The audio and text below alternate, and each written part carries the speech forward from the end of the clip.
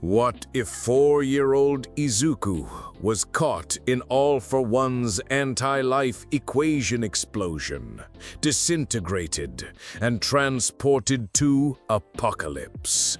What if he returned as a new god with DARKSEID'S powers, ruthlessly destroying villains with Omega beams while commanding absolute respect? This is Deku with godlike power, where being a hero means casually obliterating threats and reshaping reality itself.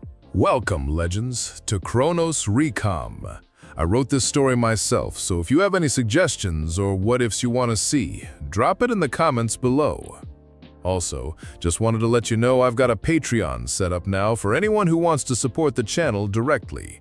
You can get early access to stories, submit direct fan requests, and get exclusive content. It's totally optional, but if you want to help keep these stories coming, check it out. Links in the description. And don't forget to subscribe, like, and hit that bell so you never miss an upload. Let's dive into this story. The forest behind Izuku Midoriya's neighborhood had always been his sanctuary. At 4 years old, his world had just shattered with 2 simple words from the doctor. I'm sorry. No quirk would ever manifest for him. No special power would set him apart in a world where 80% of humanity wielded extraordinary abilities. Today, as afternoon sunlight filtered through the canopy, young Izuku ventured deeper than ever before. Tears dried on his freckled cheeks, but the hollow ache still fresh in his chest. I can still be a hero, he whispered to himself, clutching his All Might action figure tightly. I just have to try harder than everyone else. The dense foliage gave way to a small clearing, and Izuku froze. Voices drifted through the trees ahead, adult voices speaking in hushed, urgent tones. Curiosity overtook caution as he crept forward, pushing aside branches to peek through. 5 figures stood in a tight circle around a strange metallic device that pulsed with otherworldly energy. At their center stood a tall man in an elegant suit, his face obscured by a strange mask with tubes connecting to his neck. The energy signatures are unlike anything on Earth, said a man with wispy blue hair. Are you certain this is safe to test here? The masked man's voice was deep, cultured, almost soothing despite the menace underneath. The anti-life equation transcends our understanding of physics. These fragments were exceedingly difficult to obtain. If we can harness even a fraction of this power, our cause will be unstoppable. Izuku's small hands trembled. Villains. These were villains experimenting with something dangerous. He should run, tell someone, but his feet remained rooted to the spot, fascinated horror keeping him frozen in place. The masked man reached toward the device. The calculations are complete. Let us see what happens when we activate. A twig snapped beneath Izuku's foot. 5 heads turned in unison. The masked man's voice hardened. A child? I'll handle it, said a figure shrouded in dark mist, expanding toward Izuku. And no, the masked man commanded. We have more pressing concerns. The reaction has already begun. The device at the center of their circle was pulsing faster now, cracks of black energy spiderwebbing across its surface. It's destabilizing, someone shouted. Kurogiri, get us out now! The misty villain expanded, creating dark portals that swallowed the villains one by one. The masked man was the last to go, pausing to look directly at Izuku, who stood paralyzed with fear. Fascinating, the man said before disappearing into the void. Alone in the clearing, Izuku stared at the fracturing device. Obsidian energy crackled across its surface, twisting reality around it. Something deep within the boy, some instinct for self-preservation, finally broke through his paralysis. I need to run, he whispered. He turned, but it was too late. The device exploded in a silent flash of darkness that consumed everything. Izuku felt himself being pulled apart atom by atom, his consciousness stretching across dimensions beyond space and time. He didn't even have time to scream as the forest, earth, and everything he'd ever known vanished. Where Izuku Midoriya had stood, nothing remained. In the space between heartbeats on Earth, Izuku experienced eternity. He materialized on a world of fire pits and despair. Apocalypse. Millions of enslaved beings toiled under the watchful eyes of terrifying enforcers. Mountains stretched toward crimson skies, their surfaces honeycombed with vast industrial complexes that belched toxic fumes. And through it all flowed the anti-life equation. The very power that had transported him here, now seeping into every cell of his disintegrated and reformed body. Time moved differently in this realm. What felt like decades to Izuku passed in mere minutes on Earth. The anti-life equation, a cosmic force of subjugation and control, attempted to corrupt the boy's mind and soul. It whispered of domination, of breaking spirits, of ruling through fear, rather than inspiration. But Izuku Midoriya's heart contained something the equation had never encountered, an unbreakable, heroic spirit. Even as the cosmic power reshaped his being on a fundamental level, granting him godlike abilities beyond mortal comprehension, his innate desire to protect rather than dominate remained intact. The power that should have made him a tyrant instead created something new, a god with the heart of a hero. When the transformation was complete, the boy who returned to Earth was no longer human. The new god stood in the exact spot where Izuku Midoriya had vanished, but now he towered with the physical presence of a deity, his eyes holding the cold fire of cosmic awareness. While his appearance retained echoes of his former self, the green hair, the freckles, everything else had fundamentally changed. He looked up at the sky, seeing it as if for the first time.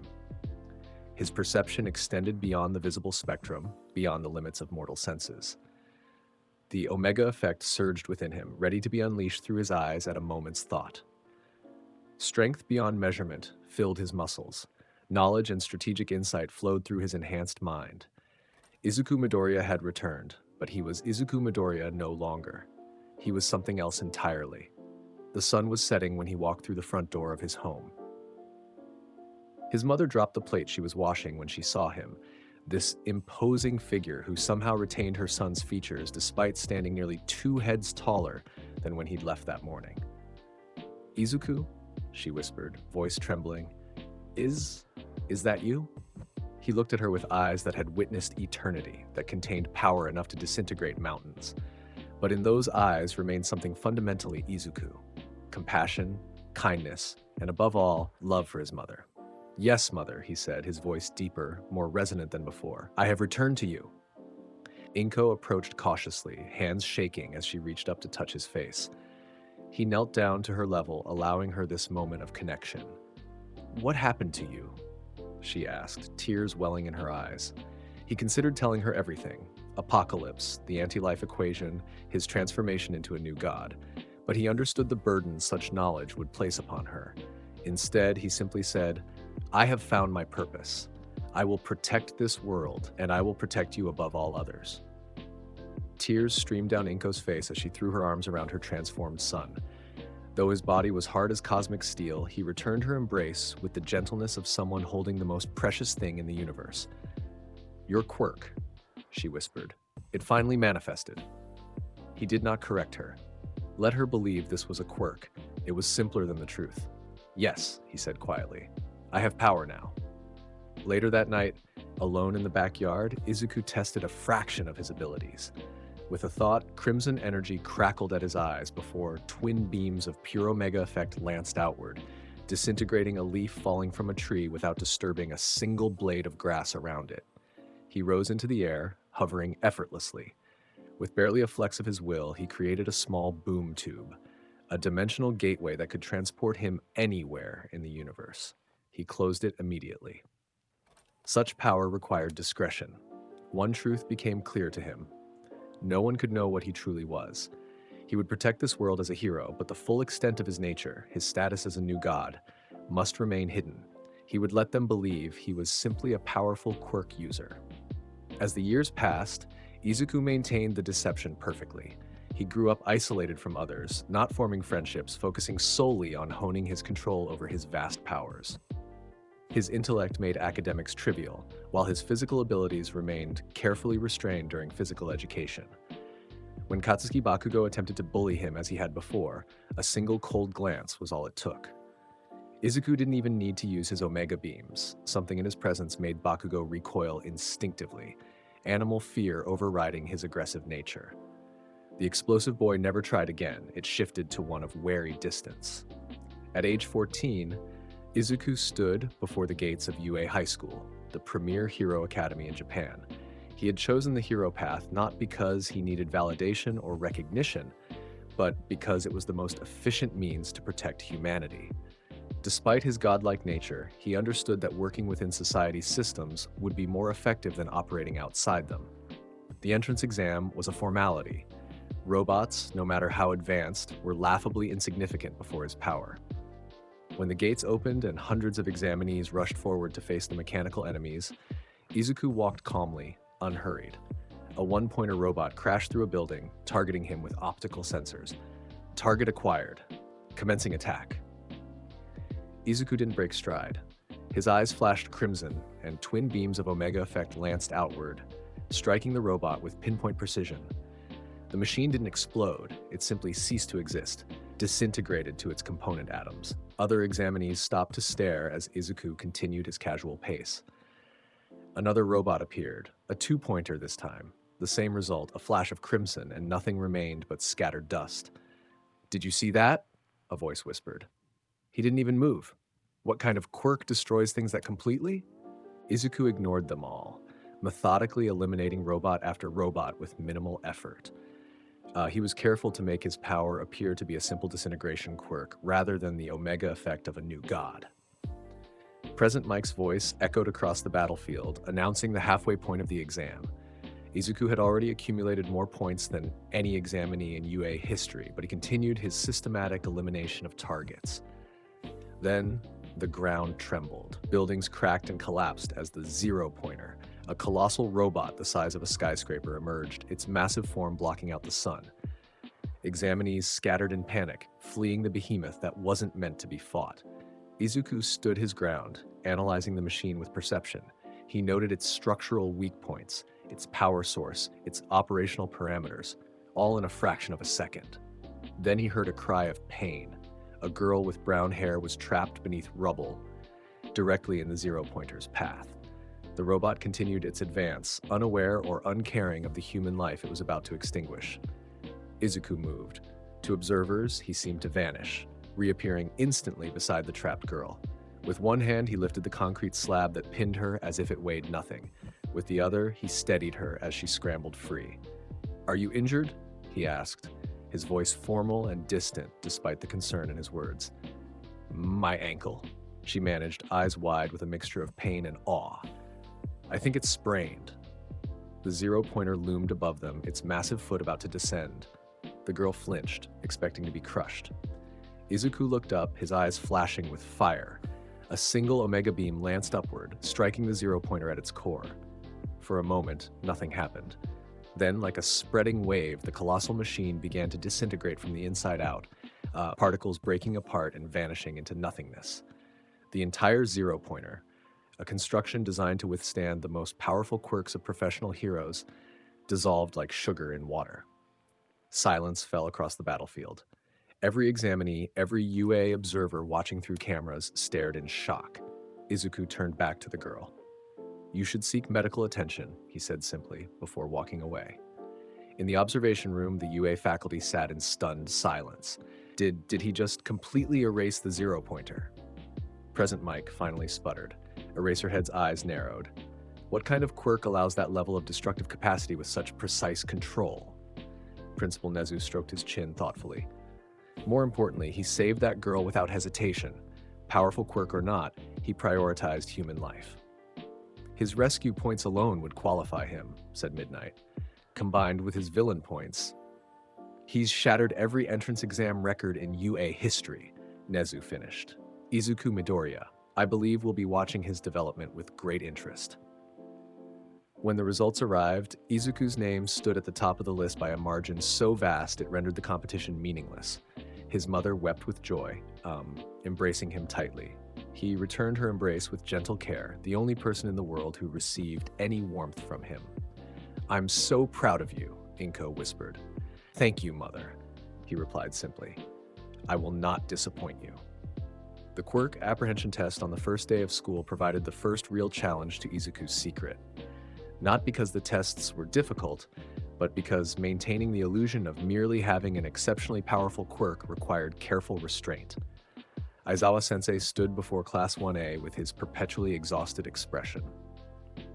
Today, you'll be judged on your quirk's applicability to hero work, The one who places last will be expelled immediately. Nervous murmurs rippled through the students, but Izuku remained impassive. Midoriya, Aizawa called first. You placed first in the entrance exam. Step up to the softball throw. Izuku approached the circle, aware of the curious stares from his classmates. Many had witnessed his performance during the entrance exam and were eager to see his quirk in action again. Use your quirk however you want, Aizawa instructed. Just don't leave the circle. Izuku considered his options. He could throw the ball with his godlike strength, but that would reveal too much. Instead, he opted for a demonstration that aligned with what others had seen of his abilities. He held the ball in his palm, then directed a precisely controlled Omega beam at it. The energy enveloped the softball, and with a gentle toss upward, Izuku manipulated the Omega effect to propel the ball skyward at tremendous velocity. The measuring device in Aizawa's hand beeped frantically before displaying tweet. Infinity? Someone gasped. Aizawa's eyes narrowed. Explain. My quirk allows me to disintegrate matter and control the resulting energy, Izuku stated calmly, the half-truth coming easily. I simply converted part of the ball's mass to pure kinetic energy. Aizawa activated his erasure quirk, his hair rising as his eyes glowed red. Do it again. Izuku knew the teacher's quirk would have no effect on his abilities. They weren't a quirk at all. But he maintained his facade. Taking another ball, he repeated the process exactly as before. The result was the same. Deck. Confusion flashed across Aizawa's face for a split second before his professional mask returned. Interesting. Your quirk doesn't respond to my erasure. Perhaps it's not the type affected by your ability, Sensei, Izuku suggested respectfully. The tests continued, with Izuku carefully calibrating his performance for each one. For the grip strength test, he applied exactly enough force to max out the measuring device without breaking it. For the standing long jump, he used a subtle Omega effect boost, rather than his full leaping ability. In the 50-meter dash, he moved quickly but not at his true speed, finishing in 1:17 seconds. Through it all, he maintained his emotionless demeanor, ignoring the shocked whispers of his classmates. He's not even trying.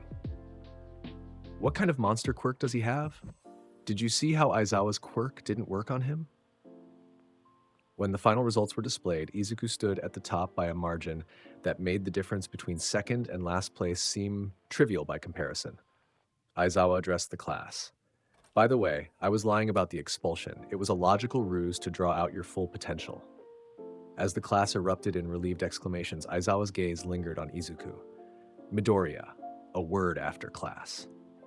When the others had left, Aizawa confronted him directly. Your quirk is unlike anything I've ever encountered. The entrance exam records show you disintegrating robots with I-beams, yet today you demonstrated energy manipulation, superhuman strength, and speed. Explain. Izuku had prepared for this.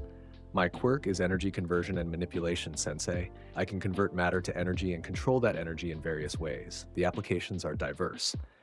Aizawa studied him for a long moment. You're hiding something. We all have aspects of ourselves we keep private, Izuku replied evenly. A tense silence stretched between them before Aizawa finally nodded. Fine.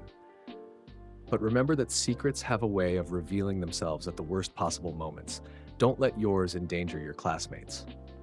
I would never allow harm to come to innocent people, Sensei, Izuku said, his voice carrying the weight of promise.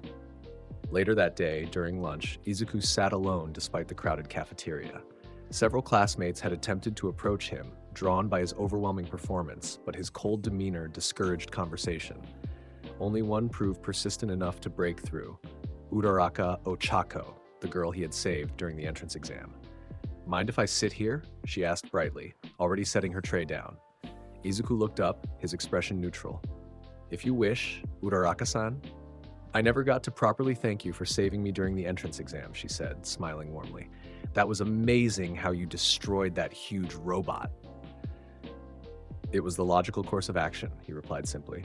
Undeterred by his coldness, she continued, Your quirk is incredible. What do you call it? Izuku paused, considering. Omega, he finally said, allowing a fragment of truth. Omega? That sounds so cool. Her enthusiasm was undiminished. I'm really looking forward to working with you in class. Maybe we could study together sometime? That would be inefficient, Izuku stated. Our quirks and abilities are too dissimilar for joint study to be beneficial. Uraraka's smile faltered slightly, but her determination remained. Well, we could still be friends, right? Izuku regarded her for a moment. The concept of friendship seemed distant to him now, a human connection his nature had placed beyond reach. Yet something in her genuine warmth gave him pause. I do not form personal attachments easily, Uraraka-san, he said finally, but I appreciate your offer. The conversation was interrupted by the arrival of Ida Tenya, who approached with formal rigidity. Midoriya-kun, your performance today was extraordinary. I must admit I misjudged you during the entrance exam. Izuku nodded acknowledgement. No apology is necessary, Ida-san. First impressions are rarely complete. As lunch continued, others from Class 1A drifted over, Kirishima praising his manly quirk, Yaoyorozu asking intelligent questions about energy conversion principles, Todoroki observing silently from a distance. Only Bakugo remained apart, glaring from across the cafeteria with a mixture of rage and something approaching fear. Izuku participated in the conversations minimally, maintaining formal address and emotional distance with everyone. Yet he observed each interaction carefully, analyzing his classmates' personalities, abilities, and potential, not as friends, but as assets to be utilized in his mission to protect humanity. The next day brought All Might himself to teach their hero basic training class, introducing the battle trial exercise.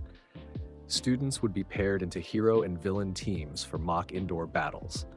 Teams will be determined by drawing lots, All Might announced with his perpetual smile. When the teams were formed, Izuku found himself paired with Uraraka as heroes, facing Bakugo and Ida as villains. The matchup seemed deliberate. Bakugo had been glaring at Izuku with increasing intensity since the quirk apprehension test. We're on the same team, Uraraka exclaimed happily. This is going to be great. We should formulate a strategy, Izuku replied, already analyzing the building layout displayed on their briefing screens. As they prepared outside the test building, Uraraka watched Izuku with curiosity. Do you have a plan? Bakugo-san will come for me immediately, Izuku stated with certainty. His personality demands it. You should use your quirk to reach the upper floors undetected and locate the weapon while I engage him. Are you sure? Bakugo seems really scary. His explosive quirk poses no threat to me, Izuku said simply. When the exercise began, they entered through a ground floor window. As predicted, they had barely taken 10 steps before Bakugo appeared around a corner, palms already sparking. Deku, he snarled, using the childhood nickname that no longer held any meaning for Izuku. Proceed as planned, Uraraka-san, Izuku instructed calmly. As she nodded and ran toward the stairs, Izuku turned his attention to Bakugo. Your opponent is me, Bakugo-san. Don't talk down to me, you fucking freak, Bakugo launched himself forward, right arm cocked back for his signature opening move. Izuku didn't dodge, he simply stood, watching the approach with detachment. The explosion hit directly, enveloping Izuku in smoke and flame. When it cleared, he stood unaffected, not a mark on his hero costume, not a hair out of place. Impossible, Bakugo whispered before rage overtook shock. Die! He unleashed a barrage of explosions, each more powerful than the last. Izuku remained motionless, allowing the attacks to wash over him. Your quirk lacks the necessary force to harm me, Bakugo-san, he stated when the explosion ceased. This confrontation is pointless. Shut up! Bakugo screamed, reaching for the grenade-shaped gauntlet on his right arm. I've been saving up sweat in these for a special attack.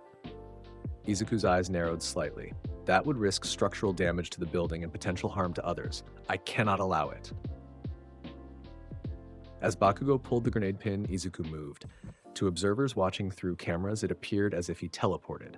One moment, he stood receiving Bakugo's explosions. The next, he had Bakugo's wrist in an immovable grip. Release your gauntlet, Izuku commanded, his voice carrying authority. Bakugo struggled futilely against the grip that could have crushed mountains. Never, he snarled. Izuku's eyes glowed with crimson energy. I won't ask again. For the first time in his life, Katsuki Bakugo felt true fear. Something in Midoriya's eyes promised consequences beyond physical pain, a judgment that would erase him from existence. His fingers opened reflexively, the gauntlet falling to the floor. A wise decision, Izuku said, releasing him. Now, we will proceed to the upper floors in an orderly fashion. In the monitoring room, All Might and the other students watched in stunned silence. He completely shut down Bakugo without even fighting, Kirishima said in awe. It's like Bakugo's explosions didn't even touch him, added Kaminari. All Might's perpetual smile remained fixed, but his thoughts raced. The boy's power level was unlike anything he'd seen in a student. More concerning was the cold authority with which he handled Bakugo, not with a hero's compassion, but with a god's implacable will. Meanwhile, Uraraka had located the weapon room and was engaged in a stalemate with Ida, who guarded the missile with exaggerated villainous posturing. Your villainous acting is unnecessary, Ida-san, Izuku said as he entered the room, a subdued Bakugo trailing behind him. Ida spun around in shock. Midoriya-kun, how did you defeat Bakugo-kun so quickly? Instead of answering, Izuku turned to Uraraka. On my signal, use your quirk on yourself and approach the weapon from above. Without waiting for acknowledgement, Izuku's eyes flashed. A precisely controlled Omega beam struck the floor beneath Ida's feet. Not to disintegrate, merely to heat the surface until the friction of Ida's engines was reduced to near zero. When Ida attempted to dash forward, his engines propelled him into an uncontrolled slide. What? I can't get traction! Now, Uraraka-san, Izuku commanded. Uraraka touched her fingertips together, making herself weightless. With a small push from the wall, she floated over Ida's head and landed directly on the weapon. The hero team wins! All Might's voice announced over the speakers. In the post-exercise review, All Might struggled to find constructive criticism for Izuku's performance. Young Midoriya, while your victory was decisive, perhaps consider how to achieve your goals while allowing your opponents to maintain their dignity. Izuku regarded All Might with neutral eyes. Victory was achieved without unnecessary injury, structural damage, or excessive time expenditure. All objectives were met optimally. There's more to being a hero than mere efficiency, All Might countered. Heroes must inspire, not intimidate. Fear and inspiration are not mutually exclusive concepts, All Might Sensei, Izuku replied. Villains should fear heroes, civilians should be inspired by them. Both outcomes can be achieved simultaneously. All Might found himself unable to argue with the logic, even as he felt uneasy about the philosophy behind it. This student viewed heroism through a lens unlike any he'd encountered before, pragmatic, cold, yet undeniably effective. The USJ incident 3 weeks later would prove just how effective Izuku's approach could be. Class 1A stood inside the unforeseen simulation joint, an enormous facility designed to train heroes for various disaster scenarios. 13 had just finished explaining the purpose of the facility when a dark portal materialized in the central plaza.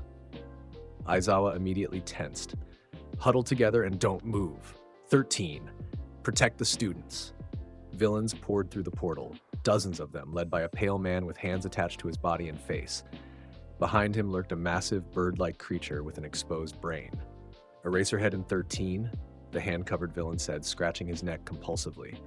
According to the schedule I got, All Might should be here too. The schedule changed, Aizawa replied, pulling on his goggles. Sorry, but you only get us today. As Aizawa prepared to engage, Izuku stepped forward, his perception already analyzing the situation. Those are not ordinary villains, he stated.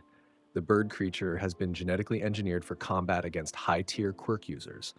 The mist villain is their means of transport. The hand-covered one is their leader. Aizawa glanced back in surprise. How could you possibly know that? Observation, Izuku replied simply. Eraserhead Sensei, you should remain with the class. I will handle this. Don't be ridiculous, Aizawa snapped. Get back with the others. But Izuku was already walking calmly toward the central plaza, ignoring his teacher's commands. The villain leader noticed him approaching. Oh, a student thinks he can play hero? He turned to the mist villain. Kurogiri, scatter the rest. Before anyone could react, the mist expanded outward, engulfing most of Class 1A. In seconds, they vanished, transported to various zones throughout the facility. Only Izuku, who had moved beyond the mist's reach, remained on his original path toward the villains. His pace never faltered, his expression never changed. Midoriya, Aizawa shouted, preparing to leap after him. Focus on locating and protecting our classmate, Sensei, Izuku called back without turning. I will neutralize the leadership. In the central plaza, the villain leader watched Izuku's approach with amusement. Sending a kid against us? Hero schools really are going downhill. He turned to a group of thugs. Someone kill this extra. 5 villains rushed forward, quirks activating. Fire, metal blades, stone skin, elastic limbs, and toxic breath.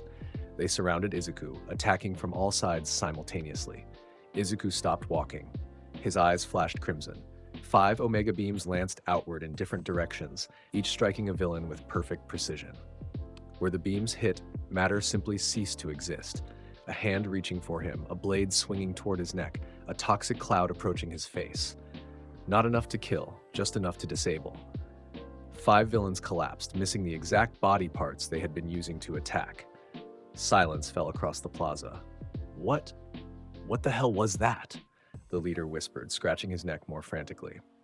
Izuku resumed walking. Your subordinates have been neutralized without lethal force, though their injuries are severe. Surrender now. The leader's red eyes widened behind the hand covering his face. Nomu, he commanded. Kill him. The massive creature blurred into motion, crossing the distance between them in an instant, fist already swinging toward Izuku's head with force enough to shatter concrete. Izuku didn't dodge. The fist connected directly with his face and stopped as if it had struck an immovable object. The Nomu's arm trembled with exertion as it tried to push through the unyielding resistance of Izuku's form. Shock absorption and super strength, Izuku observed dispassionately. Regeneration as well, judging by your cellular structure. Impressive for artificial creation, but ultimately insufficient. His eyes flashed again, but this time the Omega beam that struck the Nomu didn't disintegrate its target. Instead, the creature was lifted off its feet and hurled backward, crashing through one of the USJ's domed walls and disappearing into the forest beyond. The leader took an involuntary step back. What kind of quirk is that? The kind you cannot counter, Izuku replied, now standing directly before him. Shigaraki Tomura, your plan has failed. The villain froze. How do you know my name? Instead of answering, Izuku reached out faster than human eyes could track, grasping Shigaraki's wrist before the villain's decay quirk could activate. Your disintegration ability requires all 5 fingers to contact a target. My energy conversion ability requires only line of sight. The tactical disadvantage is yours. Fear crept into Shigaraki's eyes as he struggled futilely against Izuku's grip. Kurogiri, he called desperately. The mist villain materialized beside them, expanding to engulf Shigaraki. We must retreat. Izuku's free hand shot out, grasping what appeared to be empty air. The mist solidified under his touch, revealing a metal collar hidden within the darkness.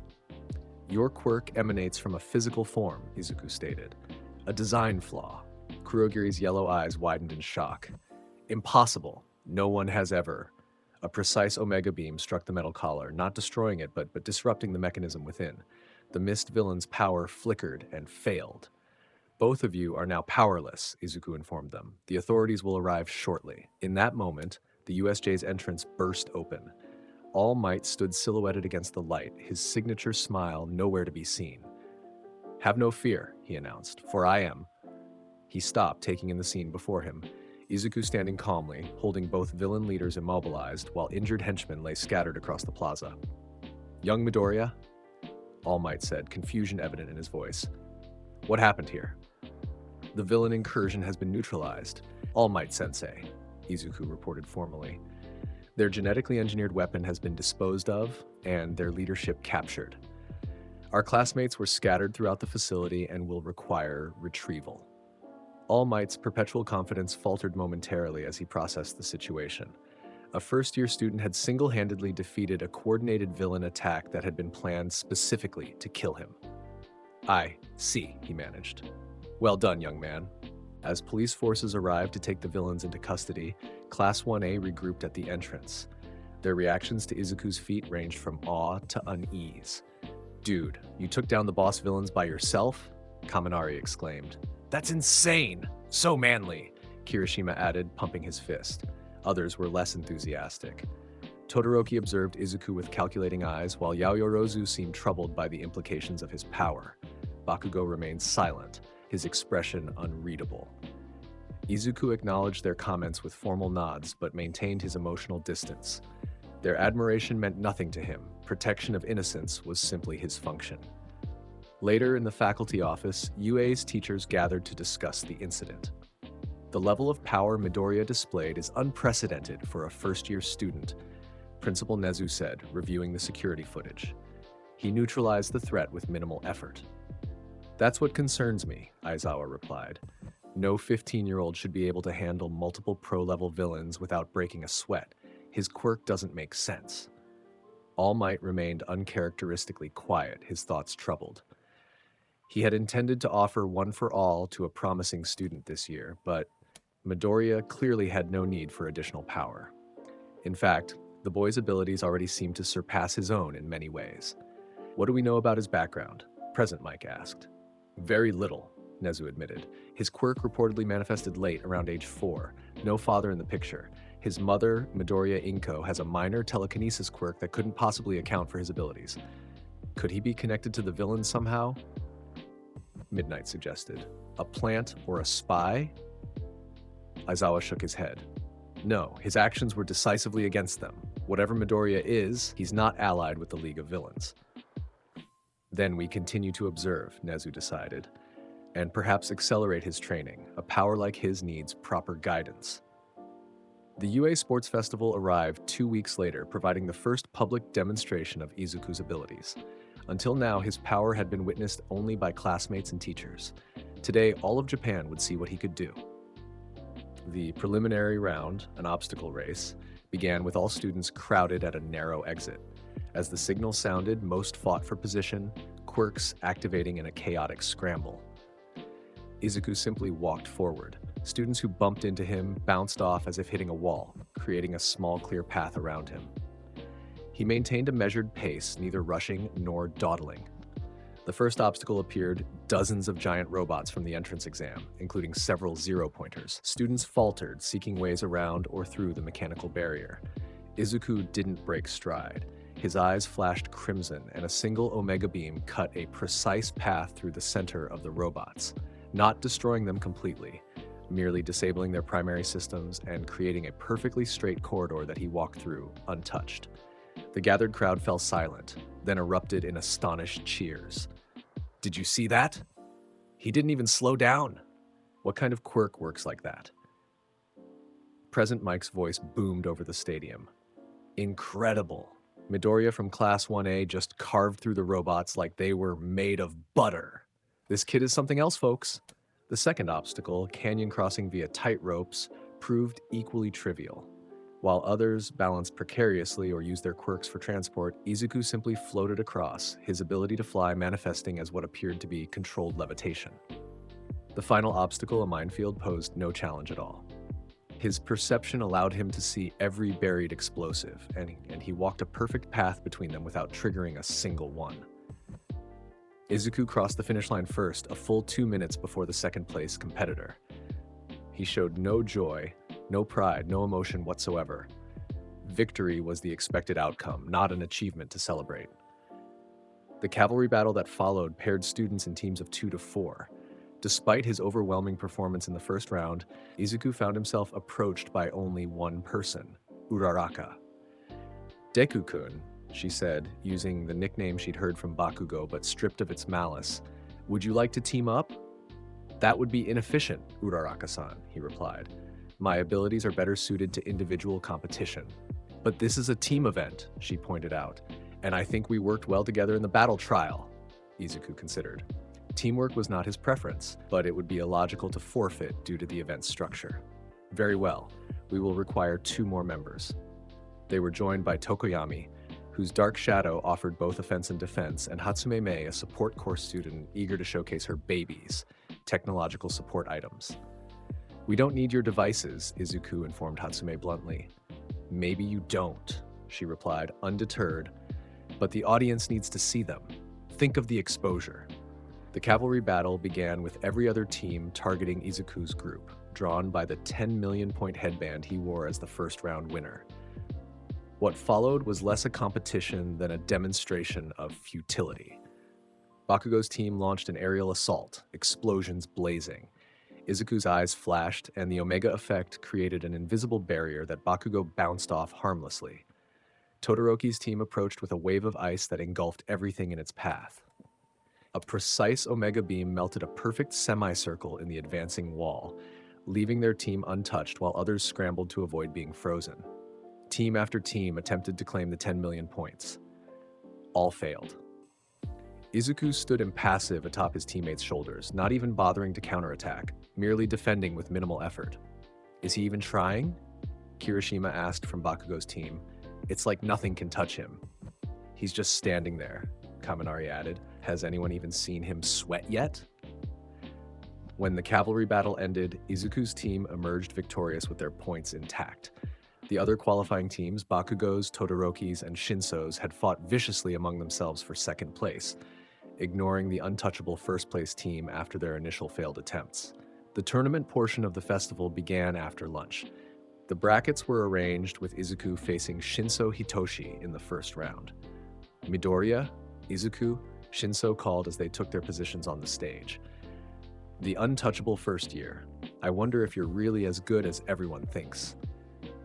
Izuku said nothing, recognizing the attempt to trigger a response that would activate Shinso's brainwashing quirk. Frustration flashed across Shinso's face. Nothing to say? Are you looking down on me like all the others with flashy quirks? Midnight raised her whip. Begin! Shinso, realizing his quirk's ineffectiveness against an opponent who wouldn't respond, charged forward in a desperate physical attack. Izuku remained motionless, allowing Shinso to approach. The general studies student threw a punch directly at Izuku's face. His fist connected, and Shinso recoiled with a cry of pain, clutching his hand as if he'd struck solid steel. Your brainwashing quirk requires a verbal response from your opponent, Izuku stated.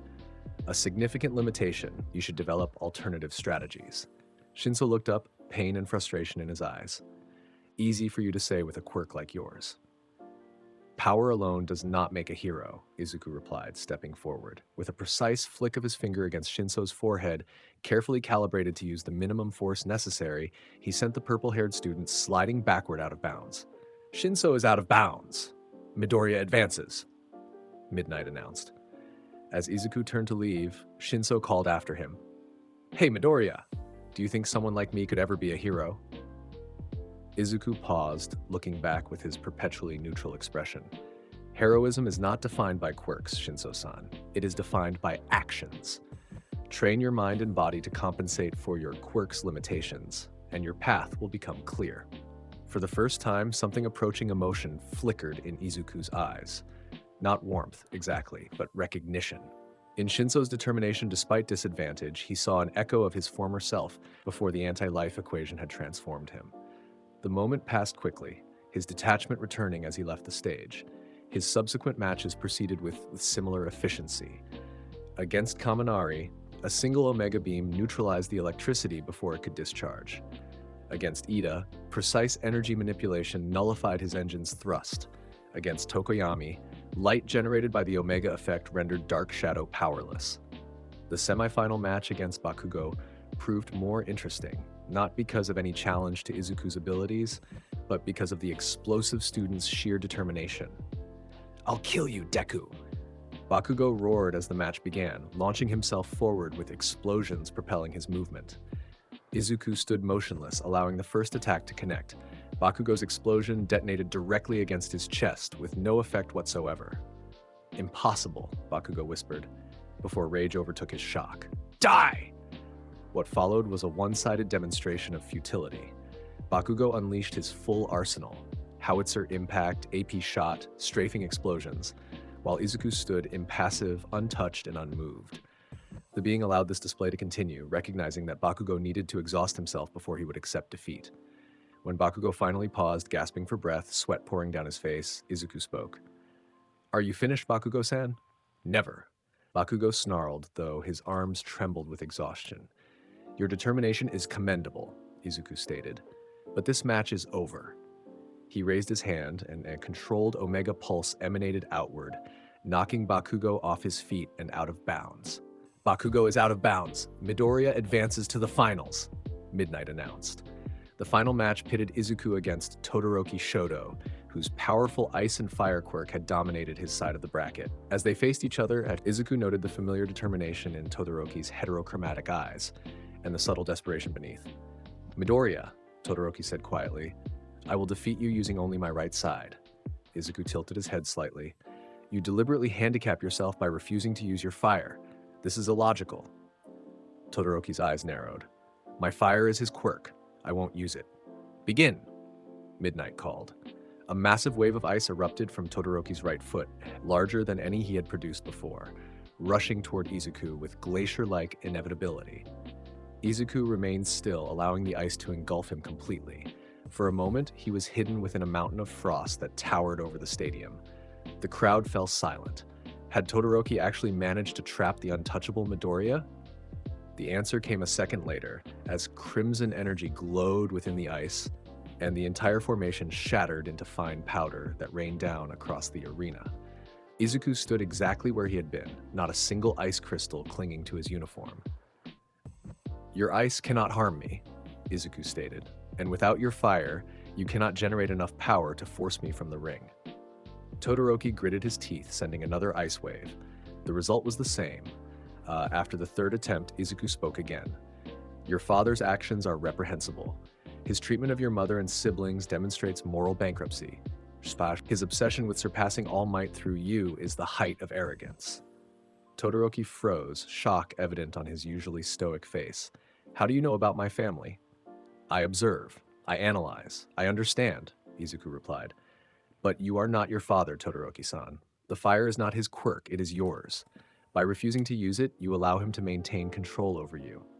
Shut up, Todoroki hissed, sending another ice wave that Izuku disintegrated with a glance. Your mother's suffering, your siblings' fear, your own stunted development, all stem from your father's actions, not from the fire itself, Izuku continued, walking slowly forward through each ice attack as if it weren't there. The power is yours to use as you see fit, to protect rather than dominate, to save rather than destroy. Frost formed across Todoroki's right side as he overused his ice quirk, his body temperature dropping dangerously. Still, he refused to activate his left side. Your current path leads to self-destruction, Izuku observed, now standing directly before the shivering Todoroki. Is that truly what your mother would want for you? Something broke in Todoroki's expression, a dam holding back years of repressed emotion. You don't know anything about me, he shouted, even as flames began to flicker across his left side. I know enough, Izuku replied. The question is, do you know yourself? The flames erupted fully, enveloping Todoroki's left side in a blazing inferno that melted the ice and raised the stadium temperature by several degrees. For the first time since childhood, Todoroki embraced his complete quirk. The resulting fire-ice combination attack was spectacular, a swirling vortex of elemental fury that would have overwhelmed any ordinary opponent. Izuku allowed it to strike him directly, standing unmoved at the epicenter of the maelstrom. When the attack subsided, Todoroki stood gasping, steam rising from his body as his temperature equalized. Izuku remained before him, untouched. Your full power is impressive, Izuku acknowledged, but still insufficient. With that, he reached out and placed a single finger against Todoroki's chest, applying just enough force to push him out of bounds. Todoroki is out of bounds. Midoriya wins the UA Sports Festival, Midnight announced as the crowd erupted. On the winner's podium, Izuku accepted his gold medal from All Might with formal politeness but no joy. Todoroki, taking silver, seemed lost in thought, occasionally glancing at his left hand where small flames danced across his fingertips. Bakugo, forced to accept bronze, had to be brought to the podium in restraints, still raging against his defeat. All Might leaned close as he placed the medal around Izuku's neck. Young Midoriya, your power is truly remarkable. I would like to speak with you privately when you have time. Izuku met the symbol of peace's gaze with detachment. As you wish, All Might Sensei. That conversation would have to wait, however. The aftermath of the sports festival brought Izuku unexpected attention, not just from the media and public, who hailed him as the next top hero, but from villains as well. The first indication came during their internship week.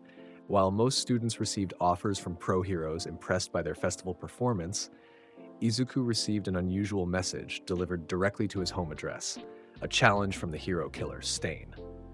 Izuku showed the letter to his mother, who immediately contacted UA. Principal Nezu advised against pursuing the matter and suggested Izuku join an established hero agency for his internship like the other students. That would be inefficient, Izuku replied. Stain's ideology centers on purging those he deems false heroes. By challenging me directly, he indicates uncertainty about my classification. This presents an opportunity to neutralize a significant threat. Despite strong objections from the faculty, Izuku opted for an independent internship, registering with a small agency in Hosu City where Stain had been active.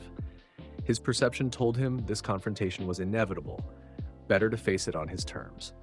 On the third night of his internship, as he patrolled a quiet back alley, Izuku sensed a presence above him. "Hero killer Stain," he said without looking up. "You have been expecting me." A figure dropped from the rooftop, landing silently before him, a gaunt man with a tattered scarf, multiple blades strapped to his body, and a reptilian face mask pushed up to reveal fanatical eyes. "Midoriya Izuku," Stain hissed. "The first year who defeated villains and classmates without breaking a sweat. Are you a true hero, I wonder, or just another powerful fake?" "Heroism is defined by actions, not rhetoric," Izuku replied. "Your murders serve no constructive purpose." Stain's eyes narrowed. "My purge separates the worthy from the unworthy. Those who seek heroism for fame, money, or glory must be culled to preserve the ideal All Might represents." "Your methodology is flawed," Izuku stated. "True reform requires systemic change, not assassination. Your actions create fear and instability rather than improvement." Stain tilted his head, studying Izuku with disturbing intensity. "You speak without emotion, yet your words hold conviction. Interesting." His hand is moved to one of his blades. "Let's see what you're made of, child." The hero killer moved with astonishing speed, blade flashing toward Izuku's face. Most pro-heroes would have barely registered the attack before being cut. Izuku didn't bother to dodge. The blade struck his cheek and snapped, the broken half clattering to the ground. Stain leapt back, eyes wide with shock. "What?" "Your blades cannot penetrate my skin," Izuku informed him. "And your blood curdle quirk requires you to ingest your opponent's blood. Therefore, you have no effective means of attacking me." Undeterred, Stain drew 2 more blades and attacked again, moving in a blur of slashes and stabs too fast for normal eyes to track. Each strike connected with Izuku's immovable form, and each blade broke upon impact. "Impossible," Stain whispered, backing away. "What are you?" "Someone who protects," Izuku replied simply. His eyes flashed crimson, and an omega beam struck Stain's leg, not to disintegrate but to cauterize the tendons, rendering him unable to flee. The hero killer collapsed, clutching his disabled limb. His other hand reached for a throwing knife, but another precisely controlled omega beam struck his shoulder, neutralizing that arm as well. "You are defeated, Stain," Izuku stated, approaching the fallen villain.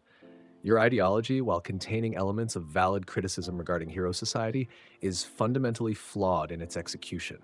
Stain glared up at him, blood dripping from his mouth.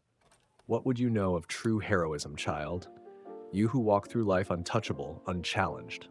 "I know that heroism is not measured by struggle but by outcome," Izuku replied. "A drowning victim does not care how difficult the rescue was, only that they were saved." He knelt beside the immobilized villain. "Your crusade ends tonight, but your message, the core truth beneath your bloodshed, may yet serve a purpose in reforming a flawed system." Something shifted in Stain's fanatical gaze. Not surrender, but recognition. You're not like the others. There's something different about you." "I am what I need to be," Izuku said simply. As police sirens approached, Stain looked directly into Izuku's eyes. "You're no fake," he admitted. "Whatever you are, Midoriya Izuku, you're the real thing." The capture of the hero killer elevated Izuku's already significant reputation. Though UA attempted to minimize publicity around a first-year student apprehending such a dangerous villain, the story leaked to the media, creating a sensation. Stain's last words before being taken into custody: "He is worthy. He alone is real," spread across the internet, analyzed and debated by hero experts and civilians alike. What had the infamous hero killer seen in young Midoriya that earned such rare praise? Upon returning to UA, Izuku found All Might waiting for him. Young Midoriya, the symbol of peace, said, his perpetual smile somewhat strained. "I believe we're overdue for that talk." They walked to a private training ground, away from prying eyes and ears. "What you did in Hosu was reckless," All Might began. "Confronting the hero killer alone was the most efficient solution," Izuku finished. "Stain possessed no abilities that could harm me. The risk was minimal." All Might sighed. It's that very certainty that concerns me, my boy. Your power is extraordinary, beyond anything I've seen in someone your age, but power without restraint can lead down dangerous paths. I am restrained, Izuku replied. I neutralized Stain without lethal force, despite his many murders. That's not. All Might stopped, choosing his words carefully. Midoriya Shonen, I had originally planned to offer you something. A power passed down through generations, entrusted only to those worthy of carrying the symbol of peace forward. Izuku's perception immediately understood. One for All, the quirk given to you by your predecessor, originally created when All for One forced a stockpiling quirk upon his brother. All Might's skeletal form nearly choked. How could you possibly know that? I observe. I analyze. I understand, Izuku stated, repeating the phrase he had used with Todoroki. Your power is fading. You seek a successor. Yes, All Might admitted, recovering from his shock. But watching you these past months, I've realized you have no need for One for All. Your quirk already surpasses it in many ways. That is correct, Izuku confirmed. One for All would be redundant to my abilities. All Might studied him with troubled eyes. What exactly is your quirk, young Midoriya? I've never seen anything like it. Izuku considered his response carefully. No one could know his true nature as a new god transformed by the anti-life equation. It is called Omega, he said simply. Energy conversion and manipulation on a fundamental level. And it manifested when you were 4? All Might pressed, skepticism evident. Yes, Izuku lied smoothly. Late, but powerful when it came. All Might seemed unconvinced, but didn't press further. Well, regardless, I believe you have the potential to become the next symbol of peace when I step down. Your power is undeniable. I only hope you'll develop the heart to match it. My heart is functional, Izuku replied, missing or perhaps deliberately misinterpreting the metaphor. I will protect society as efficiently as possible. As the first term neared its end, UA announced the final exams, written tests, followed by practical exercises against the teachers themselves. Class 1A buzzed with nervous excitement, all except Izuku, who viewed the challenge with his usual detachment. The written portion posed no difficulty for his enhanced intellect. The practical exam, however, presented an interesting scenario. Izuku was paired with Uraraka against All Might himself.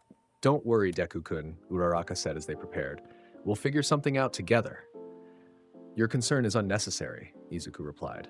All Might Sensei, while powerful, cannot defeat me. Our victory is assured. Uraraka's smile faltered slightly at his confidence. But he's wearing weighted cuffs to limit his power, not restrain it completely. He's still the #1 hero.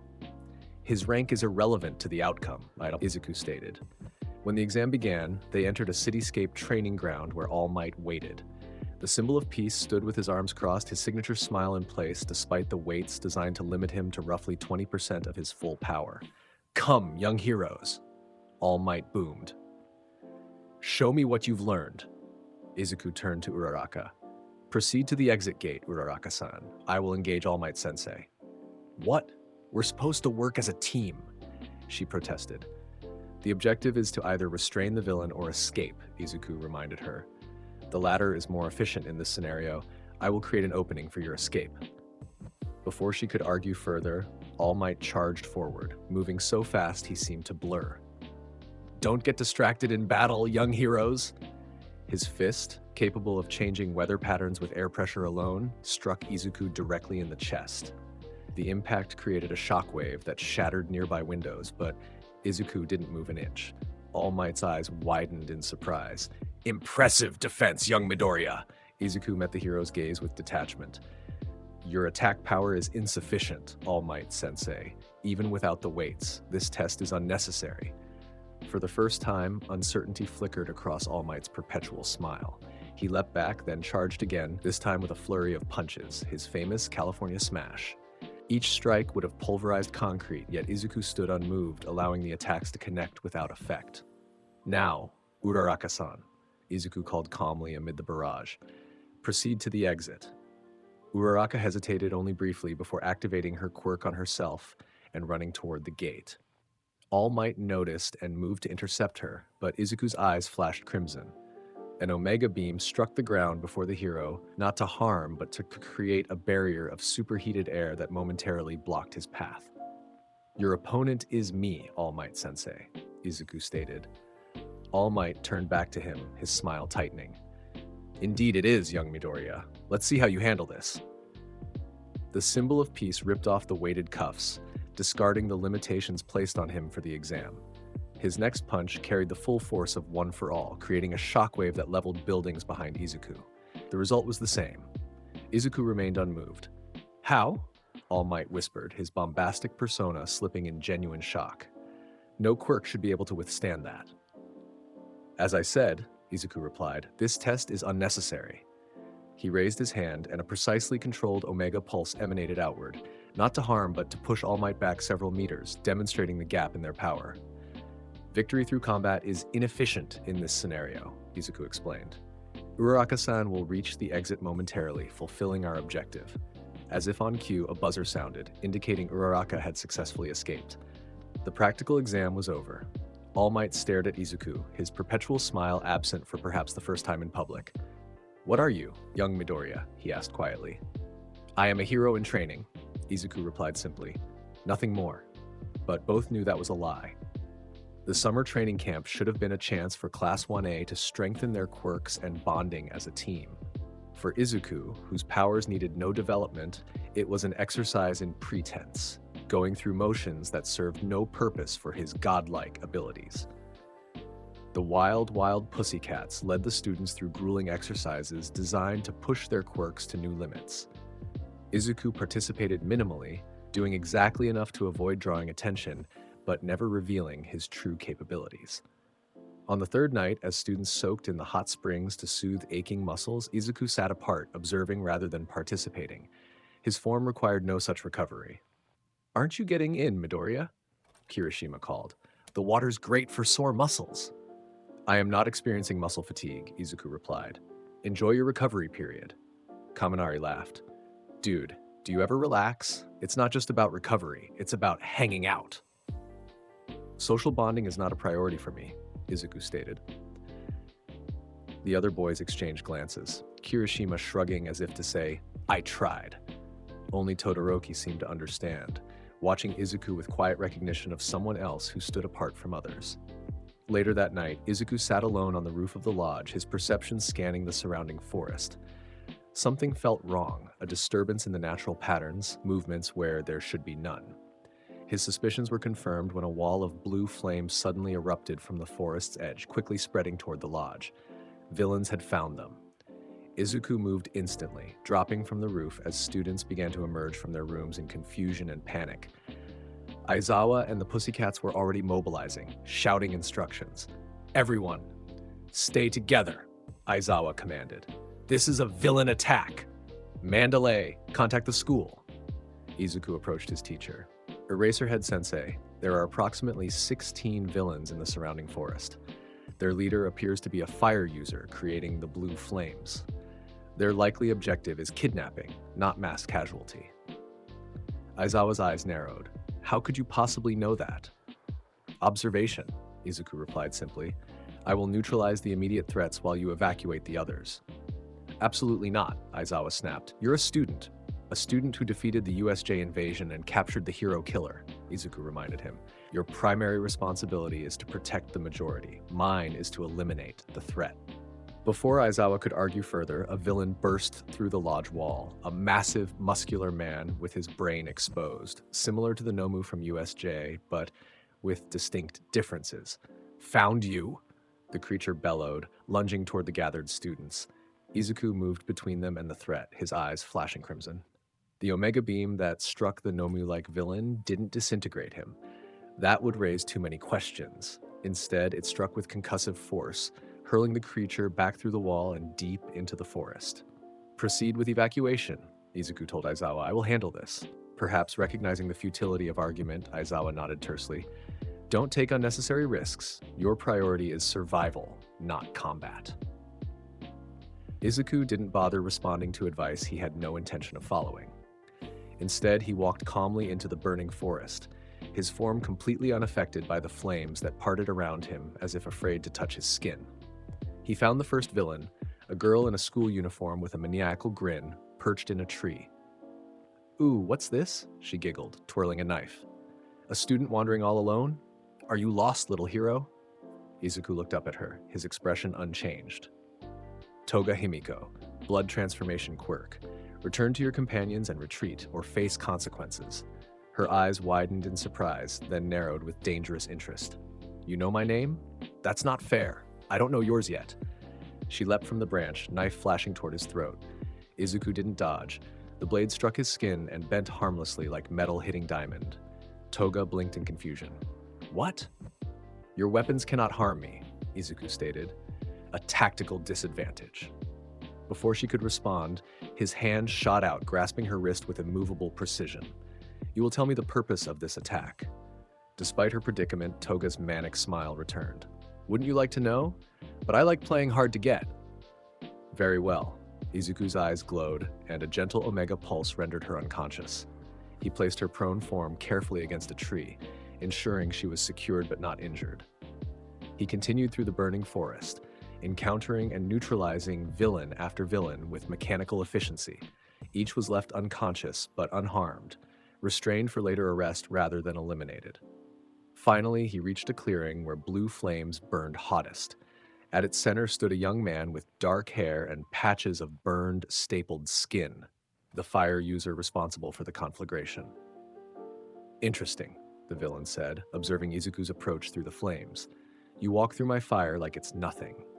Dabi, Izuku stated, recognizing the villain from his analysis. Fire generation quirk exceeding 2000 degrees Celsius. Originally, Todoroki Tuya, eldest son of Endeavor, presumed dead after a training accident. Dabi's casual demeanor vanished, replaced by shock and rage. How the fuck do you know that? I observe, I analyze, I understand, Izuku replied. Your attack ends now. Surrender. Blue flames erupted from Dabi's hands, engulfing Izuku completely. The heat was intense enough to melt steel, to incinerate organic matter instantly. Yet when the flames subsided, Izuku stood unchanged, not a mark on his skin or uniform. What the hell are you? Dabi whispered. Someone beyond your ability to harm, Izuku stated. His eyes flashed, and an omega beam struck the ground beneath Dabi's feet, not to injure but to destabilize his footing. As the villain stumbled, a second beam struck his hands, calibrated precisely to disable his quirk's activation points without causing permanent damage. Dabi cried out, clutching his temporarily numbed hands. Your father's abuse created you, Izuku observed dispassionately, but your current path serves only destruction, not justice. Dabi's eyes flashed with hatred. What would you know about it? More than you might think, Izuku replied. Todoroki Shoto has begun to overcome your father's influence. Perhaps you could as well. Save your therapy for someone who gives a damn, Dabi snarled, backing away. We got what we came for anyway. Izuku's eyes narrowed. Explain. A swirling black portal appeared behind Dabi, Kurogiri's warp quirk, though the mist villain himself was still in custody. Sorry, kid. Maybe next time, Dabi said with a mocking salute before stepping backward into the portal. Izuku moved with speed, reaching the portal just as it closed. His enhanced perception caught a glimpse of what lay beyond, a bar where several villains gathered, including Shigaraki, and one of his classmates, Bakugo, unconscious and restrained. The portal vanished before he could follow. Izuku stood alone in the burning forest, processing this development with cold calculation. The villains had taken Bakugo. Their true objective had been kidnapping, not destruction. Why him, specifically? Strategy dictated he return to the lodge to coordinate with pro-heroes and develop a rescue plan. Yet something else surfaced in Izuku's mind, a memory from before his transformation, of a boy who had tormented him but who was now, regardless of their history, an innocent in danger. His purpose was protection. Waiting for bureaucracy to mobilize was inefficient. When Izuku returned to the lodge, he found controlled chaos. Injured students were receiving treatment, police had arrived, and Aizawa was coordinating with other pro-heroes. Midoriya, Aizawa called when he spotted him. Report. 12 villains neutralized and secured throughout the forest, Izuku stated. 4 escaped, including their leader, Dabi. They have kidnapped Bakugo-san. We know, Aizawa replied grimly. Tokoyami was taken as well. The pros are developing a rescue strategy, but we have no idea where they've been taken. I do, Izuku said. I glimpsed their hideout through the warp gate. A bar in Kamino Ward, Yokohama City. Aizawa's eyes widened. You're certain? Yes, I recognized enough landmarks to pinpoint the location precisely. The teacher immediately relayed this information to Detective Tsukauchi, who was coordinating the police response. This is crucial intelligence, the detective said. But we need time to organize a proper raid. All students are to remain here under protection. That would be inefficient, Izuku stated. Every moment delays increases the risk to Bakugo-san and Tokoyami-san. I can retrieve them immediately. Absolutely not, Aizawa said firmly. This is a job for pros. You've done enough by providing the location. Izuku appeared to accept this decision, nodding silently. But his intellect had already calculated the optimal course of action, one that did not involve waiting for permission. That night, as the injured rested and the pros planned their raid for the following day, Izuku slipped away unnoticed. His abilities made stealth trivial. He simply commanded light to bend around him, rendering him invisible to mortal eyes. He traveled to Kameno Ward in minutes, using his flight ability to cross the distance between the training camp and Yokohama City. His perception guided him to the exact location he had glimpsed through the portal, a nondescript bar in a quiet back alley. Inside, his enhanced senses detected 7 individuals: Shigaraki, Dabi, Toga, a lizard-like villain he didn't recognize, an unconscious Tokoyami, Bakugo, awake but restrained, and one more, a presence that radiated power unlike any other villain. All for one, the true mastermind behind the League of Villains. Izuku considered his ops. Direct confrontation would ensure success, but might endanger the hostages. Stealth extraction would be safer, but would leave the villains free to attempt another kidnapping. The optimal solution balanced both concerns. He entered through the roof, phasing his form through solid matter, another ability he rarely displayed. Inside, he found exactly what he expected: Shigaraki gloating over the captured students, while the other villains watched with varying degrees of interest. "Join us willingly," Shigaraki was saying to Bakugo. "Your power, your aggression, they're wasted on the hero side. We can offer you freedom to use your quirk however you want." "Go to hell," Bakugo snarled, despite being bound to a chair with restraints that prevented him from creating explosions. "Such spirit," said a voice from a monitor on the wall. "All for one," speaking from another location. "But everyone breaks eventually, young Bakugo. It's simply a matter of finding the right pressure points." Izuku assessed the situation in milliseconds. Tokoyami was unconscious but uninjured. Bakugo was restrained but defiant. The villains were clustered together, making them easy targets. All for One was not physically present, but watching remotely. Optimal solution: neutralize all villains simultaneously, free the hostages, and retreat before All for One could intervene. Izuku allowed his light-bending camouflage to drop, revealing himself in the center of the room. "What the?" Shigaraki began, before recognition dawned. "You! The kid from USJ!" "Release Bakugo-san and Tokoyami-san immediately," Izuku commanded, his voice carrying authority. The villains reacted with varying degrees of shock and alarm. Toga giggled with manic delight. Dabi's hands ignited with blue flame. The lizard villain's tongue flicked out nervously. "How did you find this place?" Shigaraki demanded, scratching his neck furiously. "That's irrelevant," Izuku replied. "You have 3 seconds to comply before I take action." "Kill him," Shigaraki ordered. The villains attacked simultaneously. Dabi with blue fire, Toga with thrown knives, the lizard villain with his elongated tongue, and Shigaraki charging forward with his decay quirk active. Izuku's eyes flashed crimson. 4 precisely controlled Omega beams lanced outward, striking each villain with perfect accuracy. Not to kill, merely to incapacitate. Dabi's hands were struck at the wrists, temporarily disrupting his quirk pathways. Toga's knife was disintegrated mid-flight. The lizard villain's tongue was pinned to the wall by carefully modulated energy. Shigaraki was struck in the shoulder, the impact throwing him backward into the bar. What is this?" All for One's voice came from the monitor, now genuinely interested. "That energy, it seems familiar somehow." Izuku ignored the villain leader, moving to Bakugo and Tokoyami. With precise application of the Omega effect, he disintegrated their restraints without harming a hair on their bodies. "Can you walk?" he asked Bakugo. The explosive student stared at him with a mixture of shock, rage, and reluctant gratitude. "Of course I can walk, you bastard. I didn't need your help." "Noted," Izuku replied, lifting the unconscious Tokoyami over his shoulder. "We're leaving." "You're not going anywhere." Shigaraki snarled, pushing himself up from the floor. Kurogiri may be captured, but Master can still... Enough, Tamura, All for One interrupted from the monitor. Let them go for now. This development requires consideration. Shigaraki looked betrayed. But Master, I said enough. All for One's voice hardened. Young Midoriya, yes, I remember you now. The boy from the forest all those years ago. How fascinating that our paths should cross again. Izuku froze. All for One remembered him, remembered the day of the anti-life equation accident. This was unexpected. You've acquired quite an interesting quirk since then, All for One continued. One might almost call it godlike. We're leaving, Izuku repeated, carefully maintaining his neutral expression despite the shock of being recognized. Of course, All for One replied smoothly, but we'll meet again soon, I think. Very soon.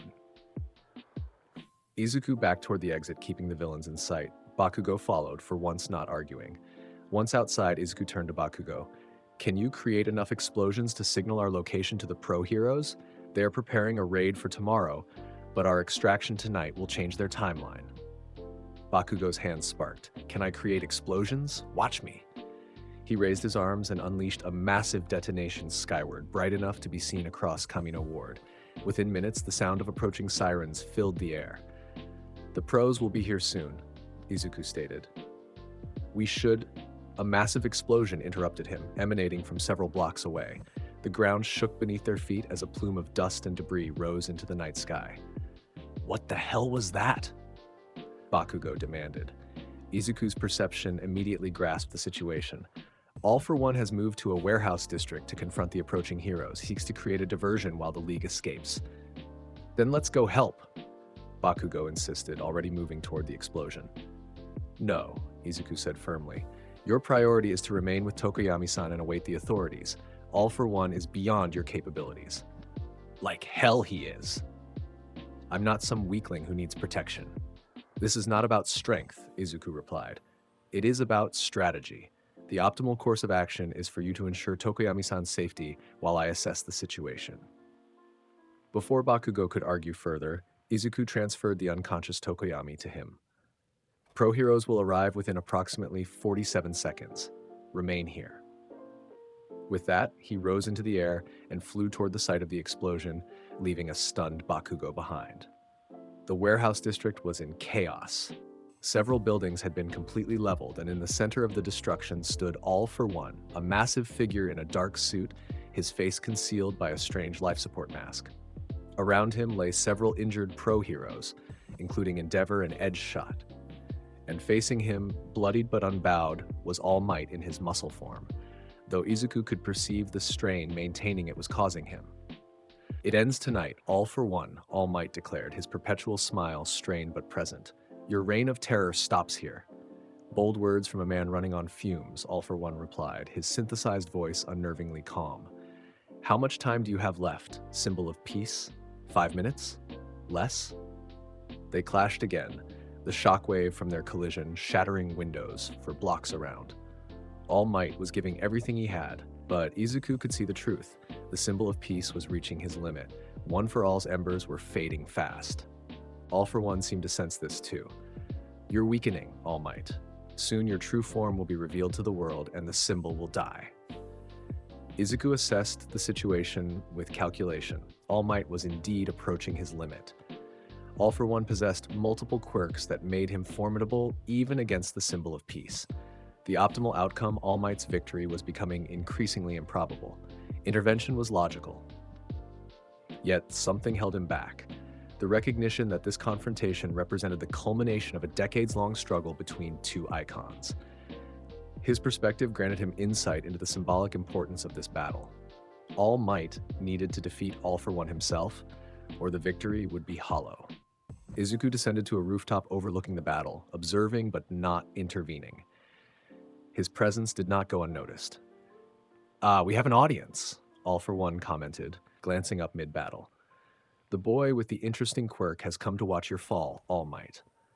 All Might's eyes flicked briefly to Izuku before returning to his opponent. Young Midoriya, stay back. This isn't your fight. Indeed it isn't, All for One agreed. Though I'm quite curious about your connection to this student, All Might. He possesses power that seems familiar to me somehow. The villain launched another devastating attack, forcing All Might to dodge rather than counter. His energy signature reminds me of an experiment from long ago, a power not of this world that I once attempted to harness. Izuku tensed. All for One was getting dangerously close to the truth. You always did meddle with forces beyond your understanding? All Might replied, landing a solid punch that staggered the villain. Perhaps, but understanding eventually comes to those patient enough to wait, All for One said. And I've waited a very long time. The battle continued, with All Might growing visibly weaker with each exchange. News helicopters circled overhead, broadcasting the fight live to a nation watching in horror as their symbols struggled. Finally, a devastating blow from All for One sent All Might crashing through several buildings. When the dust cleared, he stood in his true form, emaciated, bleeding, but still defiant. The world sees you now, symbol of peace. All for One taunted, a skeletal fraud barely clinging to borrowed power. Cameras zoomed in on All Might's true form, capturing the moment for all of Japan to witness. The secret was out. All Might was not the invincible hero everyone believed, yet something remarkable happened.